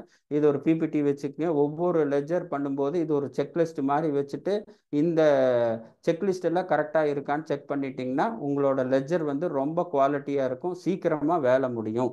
ஆக்சுவலாக அடுத்தது பார்த்தீங்கன்னா பேலன்ஸ் ஷீட்டில் இருக்கக்கூடிய பிரதான ஐட்டம், அசட் சைடில் இருக்கக்கூடிய item fixed assets. Fixed assets வந்து கம்பெனிஸ் ஆக்டுக்கு வந்து கம்பெனிஸ் ஆக்ட் பிரகாரம் டெப்ரிசியேஷன் தனி, இன்கம் டேக்ஸ் ஆக்ட் பிரகாரம் தனி, ரெண்டுமே தனித்தனி என்றாலும் பெரும்பாலும் நம்ம கம்பெனிஸ் ஆக்ட் இல்லாத பேசுவோம். ஸோ இன்கம் டேக்ஸ் ஆக்டில் கேஷ் பர்ச்சேஸ் 10,000க்கு மேலே போனால் டெப்ரிசியேஷன் கிடைக்காது. ஒரு அசட் வந்து அதனுடைய விலை 10,000க்கு மேலே இருக்குது, 10,000க்கு மேலே நம்ம கேஷாக கொடுத்து வாங்குறோம்னா அது அசட்டாக கருதப்பட்டாலும் இன்கம் டேக்ஸ் ஆக்டில் டெப்ரிசியேஷன் கிடைக்காது. ஸோ அப்போ இந்த வருஷம் அசட், அதாவது 24-25 அசட் அடிஷனில் முதல்ல பேங்க் மூலிமா என்ன பண்ணார், கேஷ் மூலிமா என்ன பண்ணாருன்னு பிரிக்கணும். அது கேஷ் சம்மந்தப்பட்ட கேஷ் சம்மந்தப்பட்ட அடிஷன்ஸுக்கு வந்து உங்களுக்கு வந்து டெப்ரிசியேஷன் கிடைக்காது. அதே மாதிரி அடிஷன் பில்ஸ் இந்த வருஷம் குறிப்பாக ஏன்னா 31/1/4/2024 ஏற்கனவே ஓப்பனிங் பேலன்ஸ் கொண்டு வந்திருப்போம். இந்த வருஷம் அடிஷன் பில்ஸை வந்து நீங்கள் வவுச் பண்ணணும். ஒரு ஸ்டெப்பு அந்த அடிஷன் பில்லோட ரிஃப்ளெக்ஷன் 2Bல கரெக்டாக வந்திருக்கான்னு பார்த்தா அது தேர்ட் பார்ட்டி கன்ஃபர்மேஷன் ஆகிடும். ஸோ ஃபிக்ஸ்டு அசஸ் அடிஷன் பில் ஒரு காரோ ரெண்டோ பிளான்ட் அண்ட் மிஷனரியோ ஒன்று வாங்கியிருப்போம். அது வாங்கினது வந்து அந்த ஃபிக்ஸ்டு அசஸ் அடிஷனில் இருக்கிறத மட்டும் நம்ம பார்க்காம அதோட ரிஃப்ளெக்ஷன் 2Bல கரெக்டாக வந்திருக்கான்னா டபுள் செக் ஆகிடும். ஸோ ஃபிக்ஸ்டு அசஸ் அடிஷன் பில் வவுச் பண்ணுறது ஒரு ஸ்டெப். அந்த வவுச்சரோட அந்த ஃபிக்ஸ்டு அசஸ் அடிஷன் அந்த வவுச்சரோட ரிஃப்ளெக்ஷன் 2Bல இருக்கா அப்படிங்கிறத பார்க்கறது வந்து செகண்ட் கன்ஃபர்மேஷன். அதே மாதிரி அடுத்தது பார்த்தீங்கன்னா பர்ச்சேஸ் ஆஃப் ஃபிக்ஸ்டு அசஸ் பார்க்கும்போது குறிப்பாக இந்த கார் பண்ணும்போது காரோட விலையை மட்டும் நம்ம கேபிட்டலைஸ் பண்ணிடுவோம். ரோட் டேக்ஸ் வந்து ப்ராஃபிட் அண்ட் லாஸ் அக்கௌண்ட்டில் டேக்ஸஸ் அண்ட் லைசன்ஸு, இன்சூரன்ஸ் வந்து இன்சூரன்ஸ் ஹெட்டுக்கு போயிடும், அதோட ஃப்ரைட் வந்து ஃப்ரைட் அக்கௌண்ட்டில் போகும். எப்போ ஒரு அசட் புதுசாக வாங்குறோமோ, ஒரு உதாரணத்துக்கு கார் நம்ம ஈஸியாக புரிஞ்சுக்கிறதுக்காக கார் இப்போ பர்ச்சேஸ் பண்ணுறோன்னா அது சம்மந்தப்பட்ட ஆர்டிஓ ரோட் டேக்ஸு அந்த ரெஜிஸ்ட்ரேஷன் நம்பர் வாங்குறது அது சம்மந்தப்பட்ட இன்சூரன்ஸ். அடுத்த வருஷம் இந்த காருக்கு உண்டான இன்சூரன்ஸை நீங்கள் ரெவென்யூ எழுதிக்கலாம். பட் கார் பர்ச்சேஸ் பண்ணுற சமயத்தில் பர்ச்சேஸ் அந்த லெஜர் எடுத்தால் கார் காஸ்ட் ஒன்று, அதுக்கு பண்ண ரோட் டேக்ஸ் ஒன்று, அதுக்கு பண்ண இன்சூரன்ஸ் ஒன்று, அப்புறம் ஏதாவது ஒரு ஸ்பேர்ஸ் வாங்குவோம். இப்போ ஒரு 2 வீலரே ஆக்டிவா ஹோண்டா வாங்கணும், சைடில் வந்து அந்த இதெல்லாம் சொல்லுவாங்க எக்ஸ்ட்ரா இதெல்லாம் இருக்கும் இல்லையா, சீட் கவரு அந்த மாதிரி எக்ஸ்ட்ரா. ஏன்னா நார்மல் வாகனத்துக்கு தான் விலை, எக்ஸ்ட்ரா சில ஸ்பேர் பார்ட்ஸ் வேணும்னா நம்ம தனியாக கொடுத்து பார்க்கணும். இப்போ உதாரணமாக இந்த ஃபிக்ஸ்டு அசஸ் கார் பர்ச்சேஸ் உதாரணத்தில் காரோட cost, road tax, insurance, other spares நமக்கு வேணுங்கிறது, அட்லீஸ்ட் மீதி இதுக்கு வந்து ஃப்ரைட்டுங்கிறது வரும். ஏன்னா இப்போ மெஷினரியெல்லாம் வாங்கினா அதுக்கு உண்டான ஃப்ரைட் இருக்கும், அது கேபிட்டலைஸ் பண்ணணும். ஸோ கார் உதாரணத்தில் ஃப்ரைட் வராது, ஏன்னா அங்கே போய் நம்ம டெலிவரி எடுத்துக்குவோம். ஸோ இந்த அம்சங்கள்லாம் அந்த லெஜரில் ரிஃப்ளெக்ட் ஆகிருக்கான்னு பாருங்கள். அப்போ காருன்னு வந்தாவே purchase cost, road tax, insurance எல்லாமே அடிஷனுக்கு வரணும். இது ஒன்று. அதே மாதிரி பில்டிங் கன்ஸ்ட்ரக்ஷன் கேபிட்டலைசேஷன் பண்ணும்போது அந்த பில்டிங் கேபிட்டலைஸ் பண்ணும்போது ஜிஎஸ்டி பிரகாரம் 17(5) பிரகாரம் கேபிட்டலைஸ் பண்ணோம்னா அதுக்கு ஐடிசி கிடையாது. அப்போ அந்த லெஜர் போய் உள்ள காலம்னர் டைப்பில் டேலியில் போட்டு பார்த்தீங்கன்னா அந்த ஜிஎஸ்டிக்கு இன்புட் கிரெடிட் இருந்தால் அதை ரிவர்ஸ் பண்ணுறது நல்லது. ஸோ ஃபிக்ஸ்டு அசஸ் பண்ணும்போது குறிப்பாக பில்டிங் கன்ஸ்ட்ரக்ஷன் அண்ட் கேபிட்டலைசேஷன் இந்த இன்புட் டேக்ஸ் கிரெடிட் வந்து 17(5)ல ரெஸ்ட்ரிக்ட் பண்ணப்படுகிறது, அது பார்த்துக்குங்க. அதே மாதிரி லேண்ட் பர்ச்சேஸ் வாங்கும்போது ஃபிக்ஸ்டு அசஸில் லேண்டோட காஸ்ட் மட்டும் இல்லை, காஸ்ட் கரெக்டாக அக்கௌண்ட் பண்ணிடுவோம். பெரும்பாலும் இந்த ஸ்டாம்ப் டியூட்டி, ரெஜிஸ்ட்ரேஷன் சார்ஜஸ்ஸு, அந்த ஸ்டாம்ப் வெண்டர் கமிஷனு அந்த இதெல்லாம் இருக்கிறது வந்து நம்ம அக்கௌண்ட் பண்ண மறந்துடுறோம். ஸோ சில நேரத்தில் இது எங்காவது ரெவென்யூக்கு போயிடும், இல்லை இந்த ஸ்டாம்ப் டியூட்டி, ரெஜிஸ்ட்ரேஷன் சார்ஜ் பொதுவாக நம்ம கேஷில் கொடுக்கறதுனால இது விட்டு போகிறதுக்கு வாய்ப்பு இருக்குது. அப்போ லேண்ட் ஏதாவது பர்ச்சேஸ் பண்ணியிருந்தா அதோட stamp duty, stamp duty, registration மேலே சொன்ன கார் உதாரணத்துக்கு தான், கார் வந்தால் road tax, insurance, other spares வந்து ஆகணும். அது மாதிரி லேண்ட் பர்ச்சேஸ் பண்ணும்போது லேண்ட் பர்ச்சேஸோட காஸ்ட் மட்டும் இல்லை, ஸ்டாம்ப் டியூட்டி, ரெஜிஸ்ட்ரேஷன் சார்ஜஸ் மீதி ஏதாவது அந்த ஸ்டாம்ப் வெண்டருக்கு பார்த்து அனுசரித்து கொடுத்துருந்தாருன்னா அது வரணும். இன்னும் ஏதாவது அஃபிஷியலாக கமிஷன் கொடுத்துருந்தாருன்னா அதுவும் வரணும். ஸோ அப்போ லேண்ட் பர்ச்சேஸ் எடுக்கும்போது லேண்டோட என்ட்ரி மட்டும் ஒரு என்ட்ரி இருந்தால் பத்தாது. பெரும்பாலும் இந்த stamp duty and registration expenses, other charges நிறைய லெஜரில் மிஸ் ஆகுது. ஏன்னா இது பெரும்பாலும் கேஷில் பண்ணுறதுனால அந்த இன்ஃபர்மேஷன் அதில் ரெக்கார்ட் ஆகாமையே போயிடுது. இதை கொஞ்சம் பார்த்துக்குங்க. அதே மாதிரி நம்ம ஒரு லேண்ட் பர்ச்சேஸ் பண்ணும்போது அந்த கடைசி பேஜில் போனீங்கன்னா மார்க்கெட் இன்றைய ஸ்டாம்ப் டியூட்டி மதிப்பு, மார்க்கெட் மதிப்புன்னு இருப்பாங்க. ஸோ நம்மளோட பர்ச்சேஸ் வேல்யூவும் கடைசி பேஜில் சொல்லியிருக்கிற மார்க்கெட் வேல்யூ ரெண்டு சமமாக இருக்கான்னு பாருங்கள். ஒருவேளை நம்ம பர்ச்சேஸ் பண்ணுற லேண்ட் வேல்யூ அஃபிஷியலாக ரெஜிஸ்டர் பண்ண வேல்யூ அந்த மாதிரி இருக்கிறதுக்கு வாய்ப்புகள் மிக மிக கம்மி. பட் இருந்தாலும் நம்ம கடைசியில் இருக்கிற கைட்லைன் வேல்யூ, மார்க்கெட் வேல்யூவும் நம்ம வாங்கியிருக்கிற பர்ச்சேஸ் வேல்யூ ஈக்குவலாக இருந்தால் பிரச்சனை இல்லை. ஆனால் நம்ம வாங்கியிருக்கிற வேல்யூ கைட்லைன் வேல்யூ விட மிக கம்மியாக இருக்கிறப்போ அந்த டிஃபரன்ஸ் வந்து டீம்டு கிஃப்டாக செக்ஷன் 56ல் டேக்ஸ் ஆகக்கூடிய வாய்ப்பு இருக்குது. ஸோ அப்போ லேண்ட் பர்ச்சேஸ் டாக்குமெண்ட் வந்தோடனே நம்மளுடைய கவனம் லேண்ட் பர்ச்சேஸில் என்ன வேல்யூ பண்ணியிருக்காங்க அப்படியே டக்குன்னு கடைசி பேஜுக்கு போய் அந்த வேல்யூ என்ன சொல்லியிருக்காங்க, அதுக்கு இதுக்கு ஒத்து போகுதா, அதுக்கு இதுக்கு டிஃபரன்ஸ் இருக்கா, அந்த டிஃபரன்ஸை எப்படி ட்ரீட் பண்ணணுங்கிறதுல மிக மிக தெளிவாக இருக்க வேண்டும். அதை பார்த்துக்குங்க. அதே மாதிரி இந்த காரில் வந்து வேற ஏதாவது ஃபிக்ஸ்டு அசெட்ஸில் வந்து நம்ம டெப்ரிசியேஷன் கிளைம் பண்ணோம்னா ஐடிசி கிடைக்காது. அதனால கார் வந்து பிளாக்டு கிரெடிட்டாக இருக்கு, அந்த ஜிஎஸ்டி அதுலேயே கேபிட்டலைஸ் பண்ணால் பரவாயில்ல. மீதி சில அசட்ஸுக்கு வந்து ஜிஎஸ்டி சேர்த்து அசட் அக்கௌண்ட்ல டெபிட் பண்ணிட்டோம்னா எப்போ அசட் அக்கௌண்ட் டெபிட் பண்ணி ஃபிக்ஸ்டு அசட்ஸ் அக்கௌண்ட்ல டெபிட் பண்ணி அதுக்கு கரஸ்பாண்டிங்காக டெப்ரிசியேஷன் கிளைம் பண்ணுறோமோ ஐடிசி வந்து செக்ஷன் 16 பிரகாரம் தரப்படாது. ஏன்னா அங்கே டெப்ரிசியேஷனும் வாங்கிட்டு இங்கே ஐடிசி ரெண்டு பெனிஃபிட் வாங்க முடியாது. ஸோ ஃபிக்ஸ்டு அசெட்ஸ் ரெஜிஸ்டர்ட் பார்த்துக்குங்க ஓப்பனிங். ஸோ ஃபிக்ஸ்டு அசெட்ஸை பொறுத்தவரை பாயிண்ட் நம்பர் 1, 10,000க்கு மேலே கேஷ் பர்ச்சேஸ் இருந்தால் டெப்ரிசியேஷன் கிடைக்காது. ஃபிக்ஸ்டு அசெட்ஸ் அடிஷன்ஸ் பில்ஸை பாருங்க, அதோட ரிஃப்ளெக்ஷன் 2B கரெக்டாக இருக்கான்னு பாருங்க. கார் பர்ச்சேஸ் பண்ணும்போது ரோட் டேக்ஸ், இன்சூரன்ஸ் மற்றதெல்லாம் பார்த்துங்க. பில்டிங் கன்ஸ்ட்ரக்ஷன் கேபிட்டலைசேஷன் பண்ணும்போது அது உள்ள பூந்து ஏற்றி அனலைஸ் பண்ணுங்க. ஏதாவது தப்பு தவறுமா ஜிஎஸ்டி எடுத்து வச்சிருந்தா அதை ரிவர்ஸ் பண்ண பாருங்க. அதே மாதிரி லேண்ட் பர்ச்சேஸில் stamp duty and registration charges கரெக்டாக அக்கௌண்ட் பண்ணியிருக்கோமான்னு பாருங்க. அதே மாதிரி stamp duty value, purchase cost ரெண்டுக்கு உண்டான டிஃபரன்ஸ் வந்து கிஃப்டாக ட்ரீட் பண்ணக்கூடிய ஒரு வாய்ப்பு இருக்குது. பெரும்பாலான சூழ்நிலையில் பர்ச்சேஸ் காஸ்ட்டும் கைடன் வேல்யூ சமமாக தான் இருக்கும். பட் நம்ம எதுக்கும் செக் பண்ணுவோம். ஏதாவது காரை தவிர இதர அசட்ஸுகளுக்கு ஜிஎஸ்டி வேல்யூக்கும் சேர்த்து காஸ்ட்டாக டெபிட் பண்ணி அதுக்கு டெப்ரிசியேஷன் பண்ணோம்னா நாளைக்கு அதுக்கு ஐடிசி கிடைக்காது. ஸோ இதுதான் வந்து ஃபிக்ஸ்டு அசட்ஸை பார்க்க வேண்டிய ஒன்று. அடுத்தது short time loan, long time loan. இது ஷார்ட் டைம் லாங் டைம்ங்கிறது வந்து பேங்கர்ஸ் கண்ணோட்டத்தில் முக்கியம். ஏன்னா ஷார்ட் டைம் லோனுன்னா கரண்ட் ரேஷியோவை இன்க்ரீஸ் பண்ணும், லாங் டைம் லோன் வந்து கரண்ட் ரேஷியோவை இன்க்ரீஸ் பண்ணாது. ஸோ இது டெக்னிக்கலாக இருக்கிற பாயிண்ட்டு. பட் நம்ம இங்கே டிஸ்கஷனுக்கு வந்து லாங் டைம் லோனுங்கிறது EB deposit, telephone deposit, sales tax deposit, of course இப்போ ஜிஎஸ்டியில் இல்லை, பழைய டெபாசிட் தொங்கிட்டு இருக்கலாம், டீலர்ஷிப் டெபாசிட் 12 மாதத்துக்கு மேலே போனால் லாங் டைம் என்று நம்ம சொல்லலாம். ஸோ லாங் டேர்ம் இது ரெண்டுமே deposit, long term short term ரெண்டுமே லோன்ஸ் அண்ட் அட்வான்சஸ் அசட் கேட்டகரியில் வரும்னு சொன்னால் கூட பேங்கர்ஸோட பாயிண்ட் ஆஃப் வியூவில் இந்த ரெண்டு வேற தான். ஏன்னா short time advance is considered as a current asset. It will increase the current ratio, it will increase the banking power, it will increase the capacity of the business to borrow the more money. இது ஒரு logic. But இதில் long term அட்வான்ஸுங்கிறது பெரும்பாலும் EB deposit, telephone deposit இதெல்லாம் வரும். 12 மாதத்துக்கு மேலே போகிறது இருக்குன்னுன்றா கூட இந்த அம்சங்கள்லாம் லாங் டைம்லையும், ஸ்டாஃப் அட்வான்ஸ், டெம்பரவரி எக்ஸ்பென்சஸ், ஒரு வருஷத்துக்குள்ளே ஸ்கொயர் ஆகக்கூடிய அட்வான்சஸ் எல்லாமே ஷார்ட் டைமில் குரூப் பண்ணலாம். அதுக்கு உண்டான இன்ட்ரெஸ்ட் ரிசீவ்டு பாருங்கள். குறிப்பாக இபி மேனுஃபேக்சரிங் கம்பெனியில் இபி டெபாசிட் நிறைய இருக்கும், tons and tons EB use பண்ணுவாங்க. அந்த இபி டெபாசிட் இன்ட்ரெஸ்ட் ரிசிப்ட் அந்த டிடிஎஸ் 26X அவ்வளோ சீக்கிரம் ரிஃப்ளெக்ட் ஆகிறது இல்லை. ஏன்னா அட்லீஸ்ட் தமிழ்நாடு எலக்ட்ரிக் போர்டு கிட்ட போய் ஒரு சர்டிஃபிகேட்டாவது வாங்க சொல்லுங்க, இவ்வளோ இன்ட்ரெஸ்ட் இந்த வருஷத்துக்கு இருக்கு, இவ்வளோ டிடிஎஸ் பிடிச்சிருக்கோன்ட்டு. அட்லீஸ்ட் அந்த டிடிஎஸ் 26Aஸில் ரிஃப்ளெக்ட் ஆகலைன்னா கூட அந்த சர்டிஃபிகேட்டை பேஸ் பண்ணி ஈவன் 26Aஸில் கூட நம்ம கிளைம் பண்ணலாம். குறிப்பாக மேனுஃபேக்சரிங் கம்பெனி இருக்கிறப்போ இபி டெபாசிட் நிறைய இருக்கிறப்ப அதுக்கு அக்ரூவல் நம்ம போட மிஸ் பண்ணுறோம்.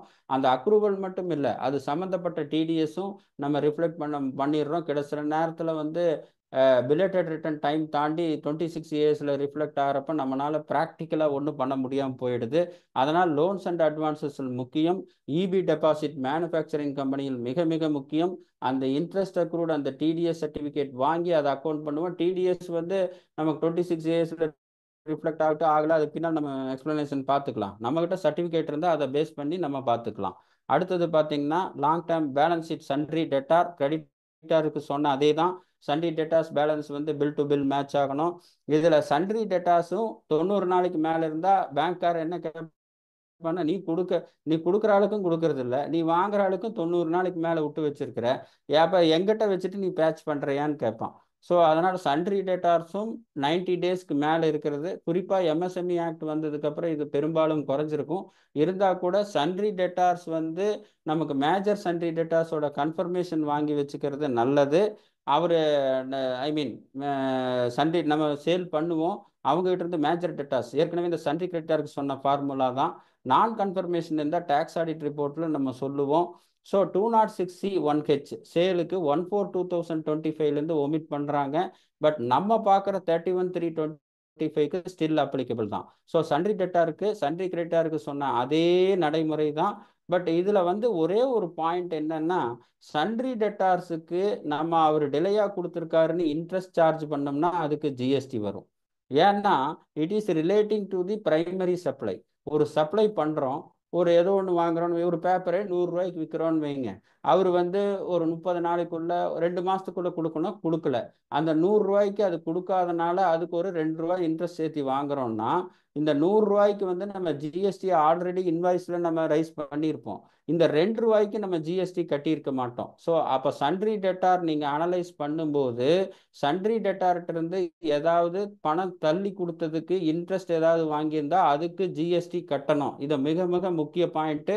இதை நம்ம எல்லாரும் மிஸ் பண்ணுறோம்.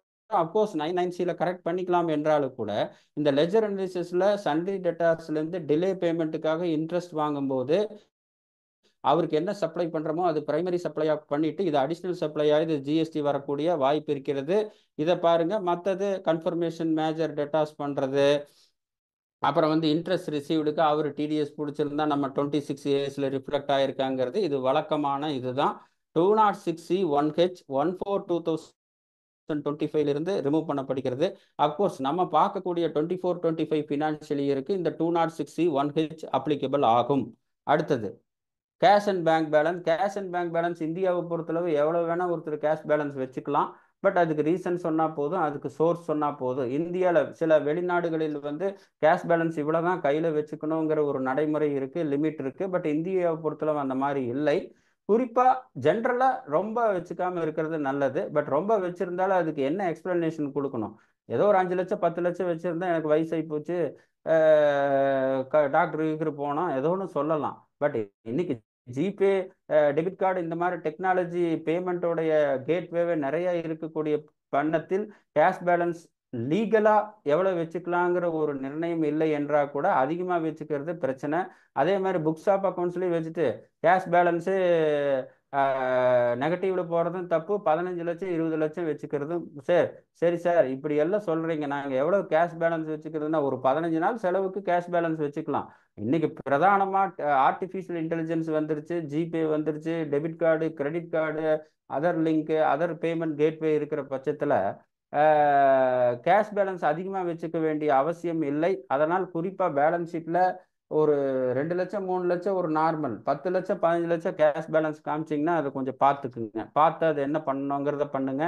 பேங்கை பொறுத்தளவு ரெக்கன்சிலேஷன், அதே மாதிரி பேங்கர்கிட்ட இருந்து இன்ட்ரெஸ்ட் சர்டிஃபிகேட் வாங்குங்க. ஏற்கனவே சொன்ன இபி தான். பேங்க்ல இருந்து இன்ட்ரெஸ்ட் சர்டிஃபிகேட் வாங்கிட்டா அட்லீஸ்ட் அந்த டிடிஎஸ் ரிஃப்ளெக்ட் ஆகுதோ இல்லையோ அதை நம்ம பார்த்துட்டு பண்ணிட்டு போகலாம். பின்னால் 26 ஏதாவது டிஃப்ரென்ஸ் வந்தால் கூட பேஸ்ட் ஆன் த சர்டிஃபிகேட் நம்ம பண்ணிட்டோம், அவங்க ரிஃப்ளெக்ட் பண்ணலான்னு நம்ம சொல்லலாம். இல்லை சர்டிஃபிகேட் வாங்கியிருந்தா ஏப்பா இந்த சர்டிஃபிகேட் கொடுத்துருக்கேன் நீ ரிஃப்ளெக்ட் பண்ணாமல் இருக்க, நீ பண்ண, எனக்கு இன்கம் டேக்ஸ்லேருந்து இந்த பிரச்சனை வருதுங்கிறத நம்ம அட்லீஸ்ட் பேங்கர்ஸ் கிட்டையாவது கேட்கக்கூடிய ஒரு வாய்ப்பு இருக்குது. அதனால் பேங்கர்ஸ் சம்பந்தப்பட்ட இன்ட்ரெஸ்ட் விவகாரத்தை பொறுத்தளவு 31 மார்ச் 2025 வந்து இன்ட்ரெஸ்ட் சர்டிஃபிகேட் வாங்குறது, டிடிஎஸ் சர்டிஃபிகேட் வாங்குறது, எவ்வளவு இன்ட்ரெஸ்ட் எவ்வளவு டிடிஎஸ்ங்கிறத நான் ஸ்ட்ராங்காக பரிவர்த்தனை பண்ணுறேன். கேஷ் பேலன்ஸ் ரொம்ப இருக்கிறப்ப டேக்ஸ் ஆடிட் கேஸில் கேஷ் சர்டிஃபிகேட் வாங்குறது.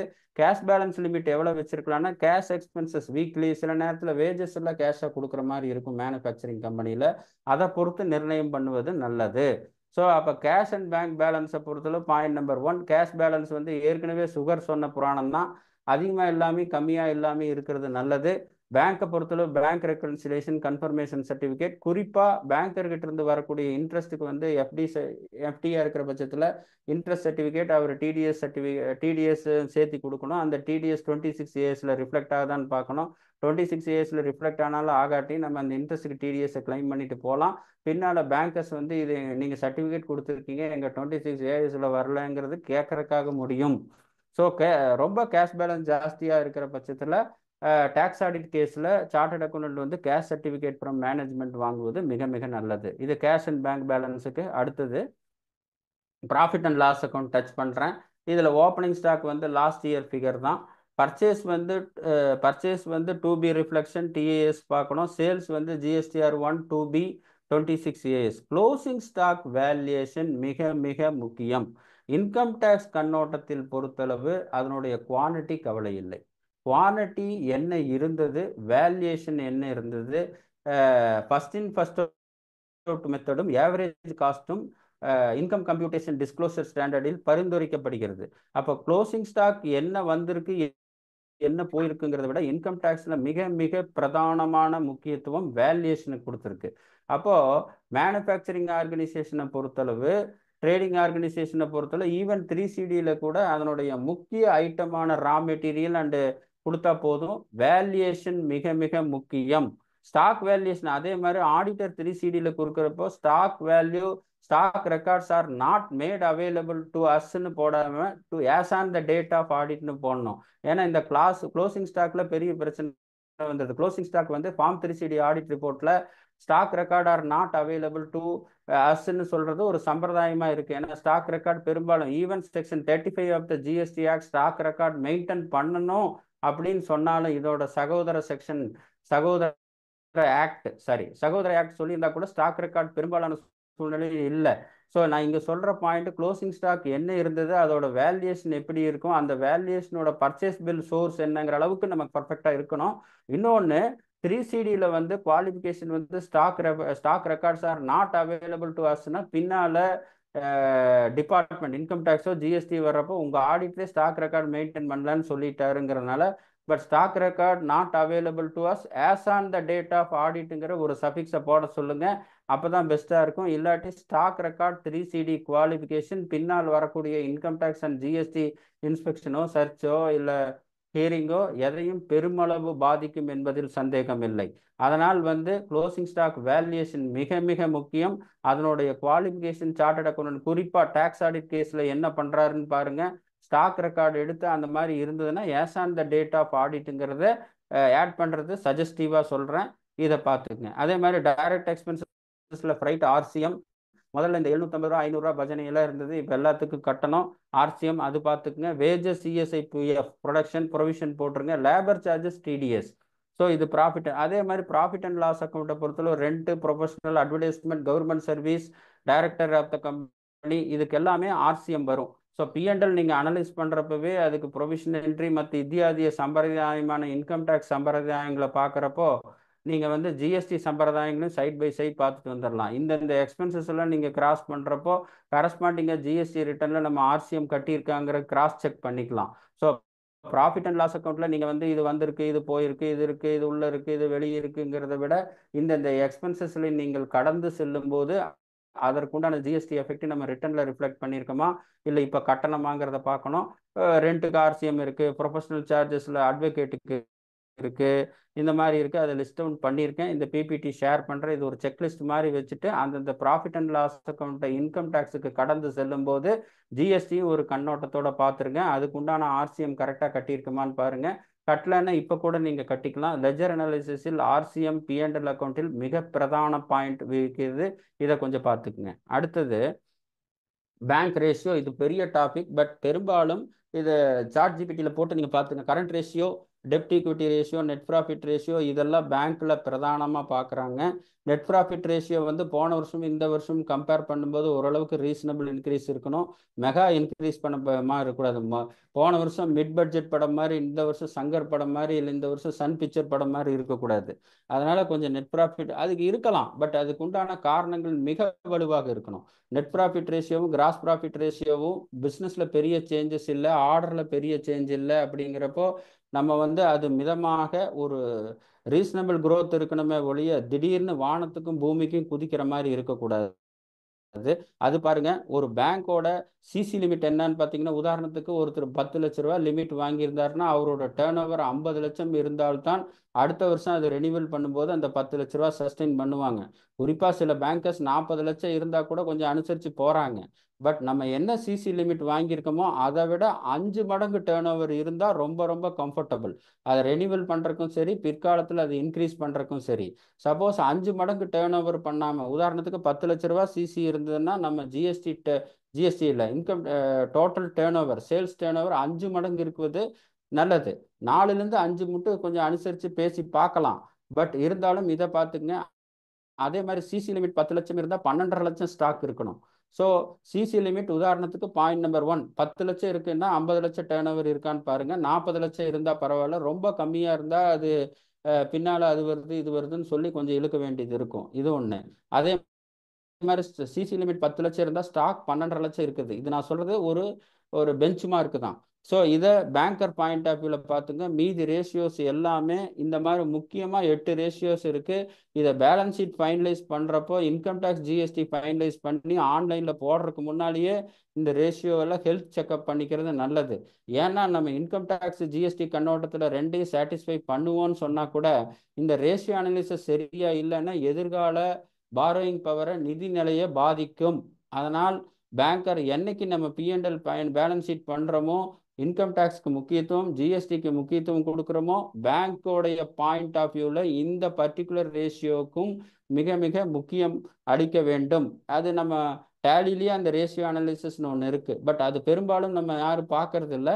பட் அதை பார்க்கறதுக்கு சஜஸ்ட் பண்ணுறேன். அட்லீஸ்ட் இந்த 24-25 ஒரு பிகினிங் கொடுத்தா கூட ஃபியூச்சரில் அட்லீஸ்ட் பேங்கரை சாட்டிஸ்ஃபை பண்ண வேண்டிய ஒரு நிர்பந்தத்தில் இருப்பதனால் இந்த ரேஷியோவை நம்ம முற்றுமா நிராகரிக்க வாய்ப்பு இல்லை.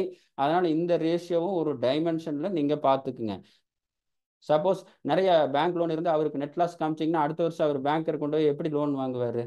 ஸோ அதே மாதிரி பேங்க் லோன் கொஞ்சம் இன்க்ரீஸ் பண்ணலான்னு போகிறாரு, டேர்ன் ஓவரு ப்ராஃபிட்டு எதுவுமே சரியா இல்லை, ரேஷியோஸ் எதுவும் சரியா இல்லைன்னா பேங்கர்ஸில் ஒரு 5% 10% முன்ன பின்ன இருந்தால் பேசலாம், எல்லாத்தையுமே எப்படி நம்ம பேச முடியும்?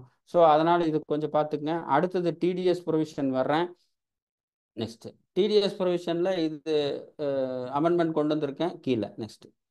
நெக்ஸ்ட் இதில் வந்து நான் எல்லா ப்ரொவிஷன் லிஸ்ட் பண்ணாலும் சில குறிப்பாக 194A ஐ ரெண்ட்டு 1/4/2025 50,000 பர் மந்த் கொண்டு வந்திருக்காங்க. அஃப்கோர்ஸ் அது 25-26க்கு தான்.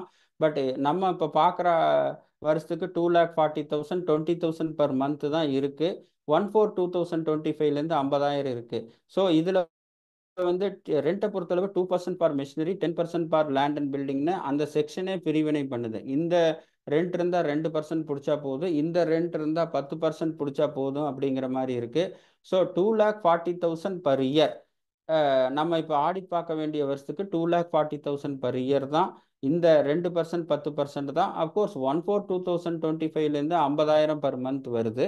அதை நீங்கள் பார்த்துக்குங்க. அடுத்து நெக்ஸ்ட் இதே ரெண்டில் வந்து ப்ரீவியஸ் இயர் டேர்ன் ஓவர், அதாவது 31/3/24 இண்டிவிஜுவல் ஹெச்எஃப் டேர்ன் ஓவர் 1 கோடிக்கு மேலே போனால் டிடிஎஸ் ப்ரொவிஷன் அப்ளிகபிள். அதாவது 24-25க்கு இண்டிவிஜுவல் ஹெச்எஃப்க்கு போகும்போது ப்ரீவியஸ் இயர் டேக்ஸ் ஆடிட் பண்ணாதான் டிடிஎஸ்ன்னு இருந்தது ரொம்ப காலத்துக்கு முன்னால். இப்போ ப்ரீவியஸ் இயர் டேர்ன் ஓவர் 31/3/24 உடைய இண்டிவிஜுவல் ஹெச்எஃபோட டேர்ன் ஓவர் 1 கோடி கடந்துச்சுனாவே 24-25க்கு TDS provision applicable.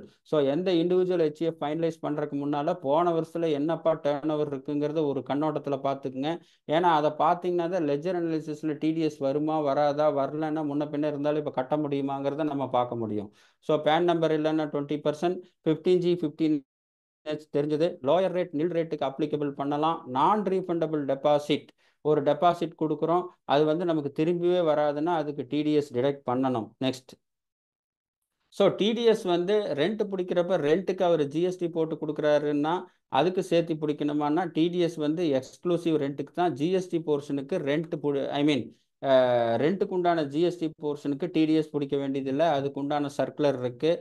Lease agreement frame பண்ணுறப்போ பில்டிங் அண்ட் பிளான்ட் அண்ட் மிஷினரிக்கு என்னென்ன ரெண்ட்டுன்னு நம்ம அக்ரிமெண்ட் தனித்தனியாக பிரிச்சுட்டா பிளான்ட் அண்ட் மிஷினரிக்கு 2%, பில்டிங்க்கு 10% போட்டுடலாம். இல்லாட்டி எல்லாம் மொத்தமாக போட்டு உழப்பி விட்டோம்னா டோட்டலாக 10% பிடிக்க வேண்டிய வாய்ப்பு இருக்கும். ஸோ பெரிய பெரிய லீஸ் அக்ரிமெண்ட்டில், பெரிய பெரிய மேனுஃபேக்சரிங் ஆர்கனைசேஷனில் குறிப்பாக வேறெவர் பாசிபிள் பில்டிங்கு தனியாக எவ்வளவு லீஸ் ரெண்ட்டு, பிளான்ட் அண்ட் மிஷினரிக்கு என்னென்ன டிஃபைன் பண்ணிட்டோம்னா அந்தந்த டிடிஎஸ் அமௌண்ட் பண்ணணும். ஸோ இதன் மூலிமா பெரிய ரெண்ட்டில் ஃபண்ட்ஸ் பிளாக் ஆகி ரீஃபண்ட் வாங்குறதோ அல்லது ரிட்டர்ன் ஃபைல் பண்ணி பார்த்துக்கலாங்கிறதோ குறையும்.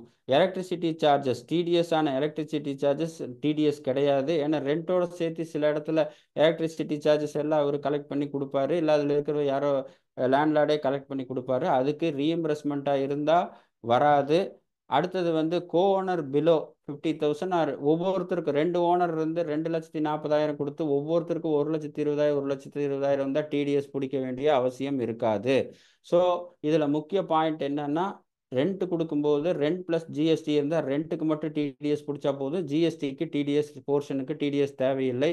பெரிய லீஸ் அக்ரிமெண்ட் ஃப்ரேம் பண்ணும்போது பிளான்ட் அண்ட் மிஷினரி, பில்டிங்கு தனித்தனி அக்ரிமெண்ட்டு தனித்தனியாக டிஃபைன் பண்ணால் ரெண்டுமே டிடிஎஸ் ரேட் தனியாக இருக்கும். இதுதான் வந்து 194I சம்பந்தமான ஒரு இது. நெக்ஸ்ட் ஸோ ப்ரொஃபஷனல் சர்வீஸ் ஏற்கனவே உங்களுக்கு சொன்ன மாதிரி ப்ரொஃபஷனல் சர்வீஸ் 30,000லேருந்து 50,000 இன்க்ரீஸ் பண்ணியிருக்காங்க. நெக்ஸ்ட்டு ஸோ 194Jவை பொறுத்தளவு பெரும்பாலான பிரச்சனை என்னென்னா ஆடிட் ஃபீஸ் கொடுக்குறப்போ டோட்டல் பில்லாக ஆடிட் ஃபீஸ் ப்ளஸ் எக்ஸ்பென்சஸ் கொடுத்துருந்தா ரெண்டுக்கு சேர்த்து தான் டிடிஎஸ் பிடிக்கணும். ஆடிட் ஃபீஸுக்கு தனியாகவும் எக்ஸ்பென்சஸ்க்கு தனியாகவும் கொடுத்தா அந்த எக்ஸ்பென்சஸ் ரீஎம்பர்ஸ்மெண்ட் போர்ஷனுக்கு நம்ம டிடிஎஸ் பிடிக்க வேண்டிய அவசியம் இல்லை. ஸோ ப்ரொஃபஷனல் சார்ஜஸில் எந்த ப்ரொஃபஷனலாக இருந்தாலும் ஆடிட்னு நான் புரிஞ்சுக்கிறதுக்காக உதாரணத்துக்கு சொல்கிறேன். எந்த ப்ரொஃபஷனல் ஆனாலும் அவங்களோட ப்ரொஃபஷனல் ஃபீஸ் தனியாகவும் அவங்க இங்கே வந்து ஸ்டே பண்ணுற லாட்ஜோ ட்ராவலிங்கோ மீதி இருக்கிற எக்ஸ்பென்சஸோ தனியாக அவங்க பில் பண்ணி தனித்தனியாக பில் பண்ணி கொடுத்துட்டாங்கன்னா அவங்களோட ப்ரொஃபஷனல் சார்ஜஸ்க்கு மட்டும் நம்ம டிடிஎஸ் பிடிச்சிக்கலாம். மீதி இருக்கிற ரீஎம்பர்ஸ்மெண்ட் ஆஃப் எக்ஸ்பென்சஸ்க்கு அவர் பில்லிங்கு இப்போ லாட்ஜ்னா லாட்ஜ் பில்லு, ட்ராவல்னா ட்ராவல் பில்லு, சில எக்ஸ்பென்சஸ்க்கு சண்டே எக்ஸ்பென்சஸ்ன்னு போடலாம். ஸோ அந்த சப்போர்ட்டிங்கோட நம்ம டிடிஎஸ் பிடிக்க வேண்டிய அவசியம் இல்லை. ஸோ அதனால் ப்ரொஃபஷனல் சார்ஜஸ் ப்ளஸ் ரீஎம்பர்ஸ்மெண்ட் இருக்கும் போது தனித்தனியாக பில் இருந்தால் ரீஎம்பர்ஸ்மெண்ட் போர்ஷனுக்கு டிடிஎஸ் பிடிக்க வேண்டிய அவசியம் இல்லை. நெக்ஸ்ட் ஸோ இப்போ 194T எல்லாரும் இது மட்டும் ஒரு 5 நிமிஷம் எடுத்துக்கிறேன், அதோட முடிச்சிடுறேன். 194E டிடக்ஷன் 194T இப்போ புதுசாக வந்திருக்கு 1/4/2025. அப்கோர்ஸ் நம்ம 24-25க்கு கவலை இல்லை என்றால் கூட இப்போ நடைமுறை கவலை அது. ஆக்சுவலாக 20,000க்கு மேலே போனால் டிடிஎஸ் பிடிக்கணுன்றிருக்கு 10% இருக்குது கீழே. ஸோ இது ஒர்க்கிங் பார்ட்னர் ரெம்யூனரேஷனுங்கிறது ஒர்க்கிங் பார்ட்னருக்கு மட்டும்தான் கொடுக்க முடியும். இன்ட்ரெஸ்ட்டுங்கிறது எல்லா பார்ட்னருக்கும் கொடுக்கலாம். ரெம்யூனரேஷன் வந்து ஒர்க்கிங் பார்ட்னருக்கு தான் கொடுக்க முடியும். இன்ட்ரெஸ்ட் வந்து எந்த பார்ட்னர் முதல் போட்டிருக்காரு அவருக்கு கொடுக்கலாம். ஸோ இதெல்லாம் ஆத்தரைஸ் பை த டீடு. இதில் சில டெக்னிக்கல் பாயிண்ட்டு, இது டைம் இல்லாதனால இந்த பிபிடி ஷேர் பண்ணுறேன். இதில் இருக்க சில நுணுக்கமான பாயிண்ட்டுகளை மட்டும் நான் சொல்லிட்டு கடந்து போகிறேன். அடுத்தது ஸோ ஒர்க்கிங் பார்ட்னர்னா யாருன்னா இங்கே 40EB டிஃபைன் பண்ணுது. அவர் ஒரு இண்டிவிஜுவலாக தான் இருக்க முடியும். உதாரணத்துக்கு ஒரு பார்ட்னர்ஷிப் ஃபார்ம் இருக்குது, அவர் வந்து ஒரு ராமச்சந்திரன் ஒருத்தர் இருக்காருன்னா ராமச்சந்திரன்ங்கிற ஒரு இண்டிவிஜுவலுக்கு தான் கொடுக்க முடியும். ராமச்சந்திரன் பிரைவேட் லிமிடெடுக்கு கொடுக்க முடியாது. அதாவது இதோட கண்ணோட்டம் வந்து இன்ட்ரெஸ்ட் யாருக்கு வேணால் கொடுக்கலாம், ஆனால் ஒர்க்கிங் பார்ட்னர் ஷுட் பி இண்டிவிஜுவலாக தான் இருக்கணும். ஸோ ராமச்சந்திரனுக்கு தான் கொடுக்க முடியுமே ஒழிய ராமச்சந்திரன் பிரைவேட் லிமிடெடுக்கு கொடுக்க முடியாது. ஸோ இது கொஞ்சம் பார்த்துக்குங்க. அதே மாதிரி இந்தியன் பார்ட்னர்ஷிப் ஆக்டில் ஒர்க்கிங் பார்ட்னர்னா என்ன டிஃபைன் பண்ணியிருக்காங்கங்கிறத சொல்லியிருக்கேன். நெக்ஸ்ட் ஸோ ஒர்க்கிங் பார்ட்னர் வந்து சில டெசிஷன் அடிப்படையில் இவங்கெல்லாம் ஒர்க்கிங் பார்ட்னராக இருக்கலாம், இவங்கெல்லாம் ஒர்க்கிங் பார்ட்னராக இருக்க முடியாதுங்கிற ஒரு கைட்லைன்ஸ் கொடுத்துருக்கேன். இந்த பிபிடி பார்த்தீங்கன்னா அந்த பிஸ்னஸுக்கு நாலேஜே இல்லை அவர் இருக்க முடியாது. அதே மாதிரி டெம்பரவரியாக பண்ணுறவர் இருக்க முடியாது, வந்து போகிறவர் பண்ண முடியாது. இந்த மாதிரி ஒர்க்கிங் பார்ட்னராக யார் யார் இருக்க முடியாது. அதே மாதிரி ஒரு 3-4 ஃபார்முக்கு மேலே ஒருத்தர் ஒர்க்கிங் பார்ட்னராக இருக்க முடியாது. 20 ஃபார்மில் ஒர்க்கிங் பார்ட்னராக போட்டால் அவர் இருக்கிற 24 மணி நேரத்தில் எங்கே உட்காந்துருப்பார். ஸோ அது ஒன்று இருக்குது. அதே மாதிரி ஒருத்தர் மெடிக்கலாக ரொம்ப லாங் பீரியட் இருந்தால் அவர் ஒர்க்கிங் பார்ட்னராக பண்ணுறது அவ்வளோ உசிதம் இல்லை. Only individual. ஏற்கனவே சொன்ன ராமச்சந்திரன் தான் ஒர்க்கிங் பார்ட்னர் ஆக முடியும். Ramachandran private limited working partner ஆக முடியாது. மைனர் வந்து ஒர்க்கிங் பார்ட்னர் ஆகலாம், சேலரி கொடுக்கலாம். லேடி வந்து ஒர்க்கிங் பார்ட்னர் ஆகலாம் ப்ரொவைடட் அவங்களுக்கு அந்த பிஸ்னஸ் நாலேஜ், அந்த மீதி டெக்னிக்கல் அண்ட் அகடமிக்கல் குவாலிஃபிகேஷன் இருக்கணும். சும்மா நம்ம வந்து ஹோம் மேக்கரை வந்து நம்ம ஒர்க்கிங் பார்ட்னராக நம்ம போடுறது அவ்வளோ உசிதம் இல்லை. ஸோ அதனால் அவுட் ஸ்டேஷனில் கூட பார்ட்னர் இருக்கலாம். அவர் இப்போ தான் ஜூமு அந்த இதெல்லாம் இருக்குது இல்லை. இப்போ அவுட் ஸ்டேஷனில் நான் இருக்கேன், நான் செமினார் எடுக்கிறேன், லைக் தட். அந்த மாதிரி ஒர்க்கிங் பார்ட்னர் வந்து அவுட் ஸ்டேஷனில் இருக்கிறது வந்து அக்செப்ட் பண்ணிக்கலாம், ப்ரொவைடட் இன்னைக்கு இருக்கிற டெக்னாலஜி டெவலப்மெண்ட்டில். ஸோ இதெல்லாம் ஒர்க்கிங் பார்ட்னர் யார் இருக்கலாம் யார் இருக்கக்கூடாதுங்கிறதுக்கு ஏற்கனவே கேஸ் லா அடிப்படையின் பிரகாரம் ஒரு லிஸ்ட் பண்ணியிருக்கேன். இதை நீங்கள் பிபிடி நான் ஷேர் பண்ணுறேன். இதில் வந்து யார் இருக்க முடியும் யார் இருக்க முடியாதுங்கிறது இருக்குது. இதை கொஞ்சம் பார்த்துக்குங்க. Next slide. So interest to partner ஏற்கனவே சொன்ன மாதிரி 15G 15H possible. So TDS இப்போ பார்ட்னருக்கு 25-26க்கு வந்து வேறு டிடிஎஸ் ப்ரொவிஷன் இல்லைன்னா டிடிஎஸ் நம்பர் வாங்கி வச்சுக்குங்க. Next so changes into 206C1H வந்து 14லேருந்து பண்ணுது. எல்ஆர்எஸ் ஸ்கீம் இருக்குது. அஃப்கோர்ஸ் அது நமக்கு சம்மந்தம் இல்லை பேங்கர்ஸ் பாயிண்ட் ஆஃப் வியூ. இன்னொன்று வந்து 1/4/2025லேருந்து 206AB இந்த ரிட்டன் ஒரு வருஷம் ஃபைல்னா டிடிஎஸ் பிடிக்கணுங்கிற ஒரு ஷரத்து 1/4/2025லேருந்து ரிமூவ் பண்ணுறாங்க. 24-25ல் நம்ம மாட்டிட்டு தான் இருக்கோம். லைக் நெக்ஸ்ட் ஸோ 194A 194 இதெல்லாம் சொல்லியிருக்கேன். இது வந்து எப்பெல்லாம் 50G 15H கொடுக்க முடியும், எப்பெல்லாம் ரோய் ரேட்டில் அப்ளிகபிள் பண்ண முடியும், எந்த செக்ஷனில் பண்ண முடியும், எந்த செக்ஷன், அதாவது இதில் குறிப்பிட்ட செக்ஷனில் மட்டும் பண்ணணும். உதாரணம் பார்த்தீங்கன்னா 190 15G 15H பார்த்தீங்கன்னா செக்ஷன் 193 194A 194Iக்கு மட்டும்தான் அப்ளிகபிள் பண்ண முடியும். ஆனால் ப்ரொஃபஷனல் ஃபீஸுக்கு 15G 15H வாங்கக்கூடாது. ஸோ இந்த மாதிரி எதுக்குன்னு அந்த செக்ஷன்களை தொகுத்து கொடுத்துருக்கேன். ஸோ லோ ரோட் சர்டிஃபிகேட்டை டிடிஎஸ்ல குறிப்பாக இல்லாமல் பண்ணுறக்கோ இல்லை ஒரு 15G வாங்குறக்கோ அனுசரித்து போகிறதுக்கோ இந்த சார்ட்டை நீங்கள் யூஸ் பண்ணிக்கிங்க. எந்த உள்ள எது வெளியில். அப்புறம் ஒர்க்கிங் பார்ட்னர் ரெம்யூனரேஷன் ஜாஸ்தி. ஆக்சுவலாக இது 24-25க்கு அப்ளிகபிள் ஆகும். ஏன்னா நான் ஃபினான்ஸ் பில்லில் பார்த்த மட்டும் 25-26க்கு 24-25க்கு இந்த ஒர்க்கிங் பார்ட்னர் ரெம்யூனரேஷன் அதிகமாக ஆகும். நெக்ஸ்ட் அவ்வளோதாண்ணா. ஓகே. ஸோ இது வந்து இத்துடன் நெக்ஸ்ட் இல்லையா சார்? ஓகே. ஸோ இது இவ்வளோ தான். இது அதை தவிர இப்போ இன்கம் டேக்ஸ் ரிட்டர்னில் எல்ஐசினா எல்ஐசியோட நம்பரு அந்த ஜாதகம் எல்லாம் நிறைய இருக்குது. So LIC policy, bank loan வாங்கினா பேங்க் லோன் என்ன நம்பரு, அந்த மாதிரி நிறைய இன்ஃபர்மேஷன்கள் கேட்குறாங்க. Guidance note on financial statements இருக்குது. ஸோ மாறுதல்கள் எப்போதும் மாறிக்கொண்டு இருக்கும். மாறிக்கொண்டு இருந்தால்தான் ப்ரொஃபஷனலுக்கு வேல்யூ இருக்கும் என்பதை என்னுடைய இறுதி கருத்தாக சொல்லி இந்த வாய்ப்பினையும் என்னுடைய அறிவினையும் என்னுடைய சிறு அறிவினையும் வெளிப்படுத்த உதவிய சென்னை அசோசியேஷனுக்கு என் நெஞ்சார்ந்த நன்றியை தெரிவித்துக் கொண்டு என்னோட உரையை முடிக்கிறேன். நன்றி, வணக்கம். Thank you sir. ரொம்ப அருமையா ஒரு P&L எப்படி ட்ராக் பண்ணணும், பேலன்ஸ் ஷீட்ல எப்படி ட்ராக் பண்ணணும், நிறைய விஷயம். நான் பேங்கிங் ஃபினான்ஷியல் கார்பரேஷனுக்கு நம்ம கொடுத்தா இன்ட்ரெஸ்ட் டிடிஎஸ் வந்து கண்டிப்பா பிடிக்கணும். 10,000க்கு மேல கேஷ் எக்ஸ்பெண்டிச்சர் பண்ணா டெப்ரிசியேஷன் கிடைக்காது. நிறைய பாயிண்ட் நிறைய சொல்லியிருக்கீங்க. இது ரெக்கார்டட் வெர்ஷனா கொடுத்து என் மெம்பருக்கு இன்னும் மோர் பெனிஃபிட்டா இருக்குன்றது தெரிஞ்சு ரொம்ப தேங்க்ஸ் சார்.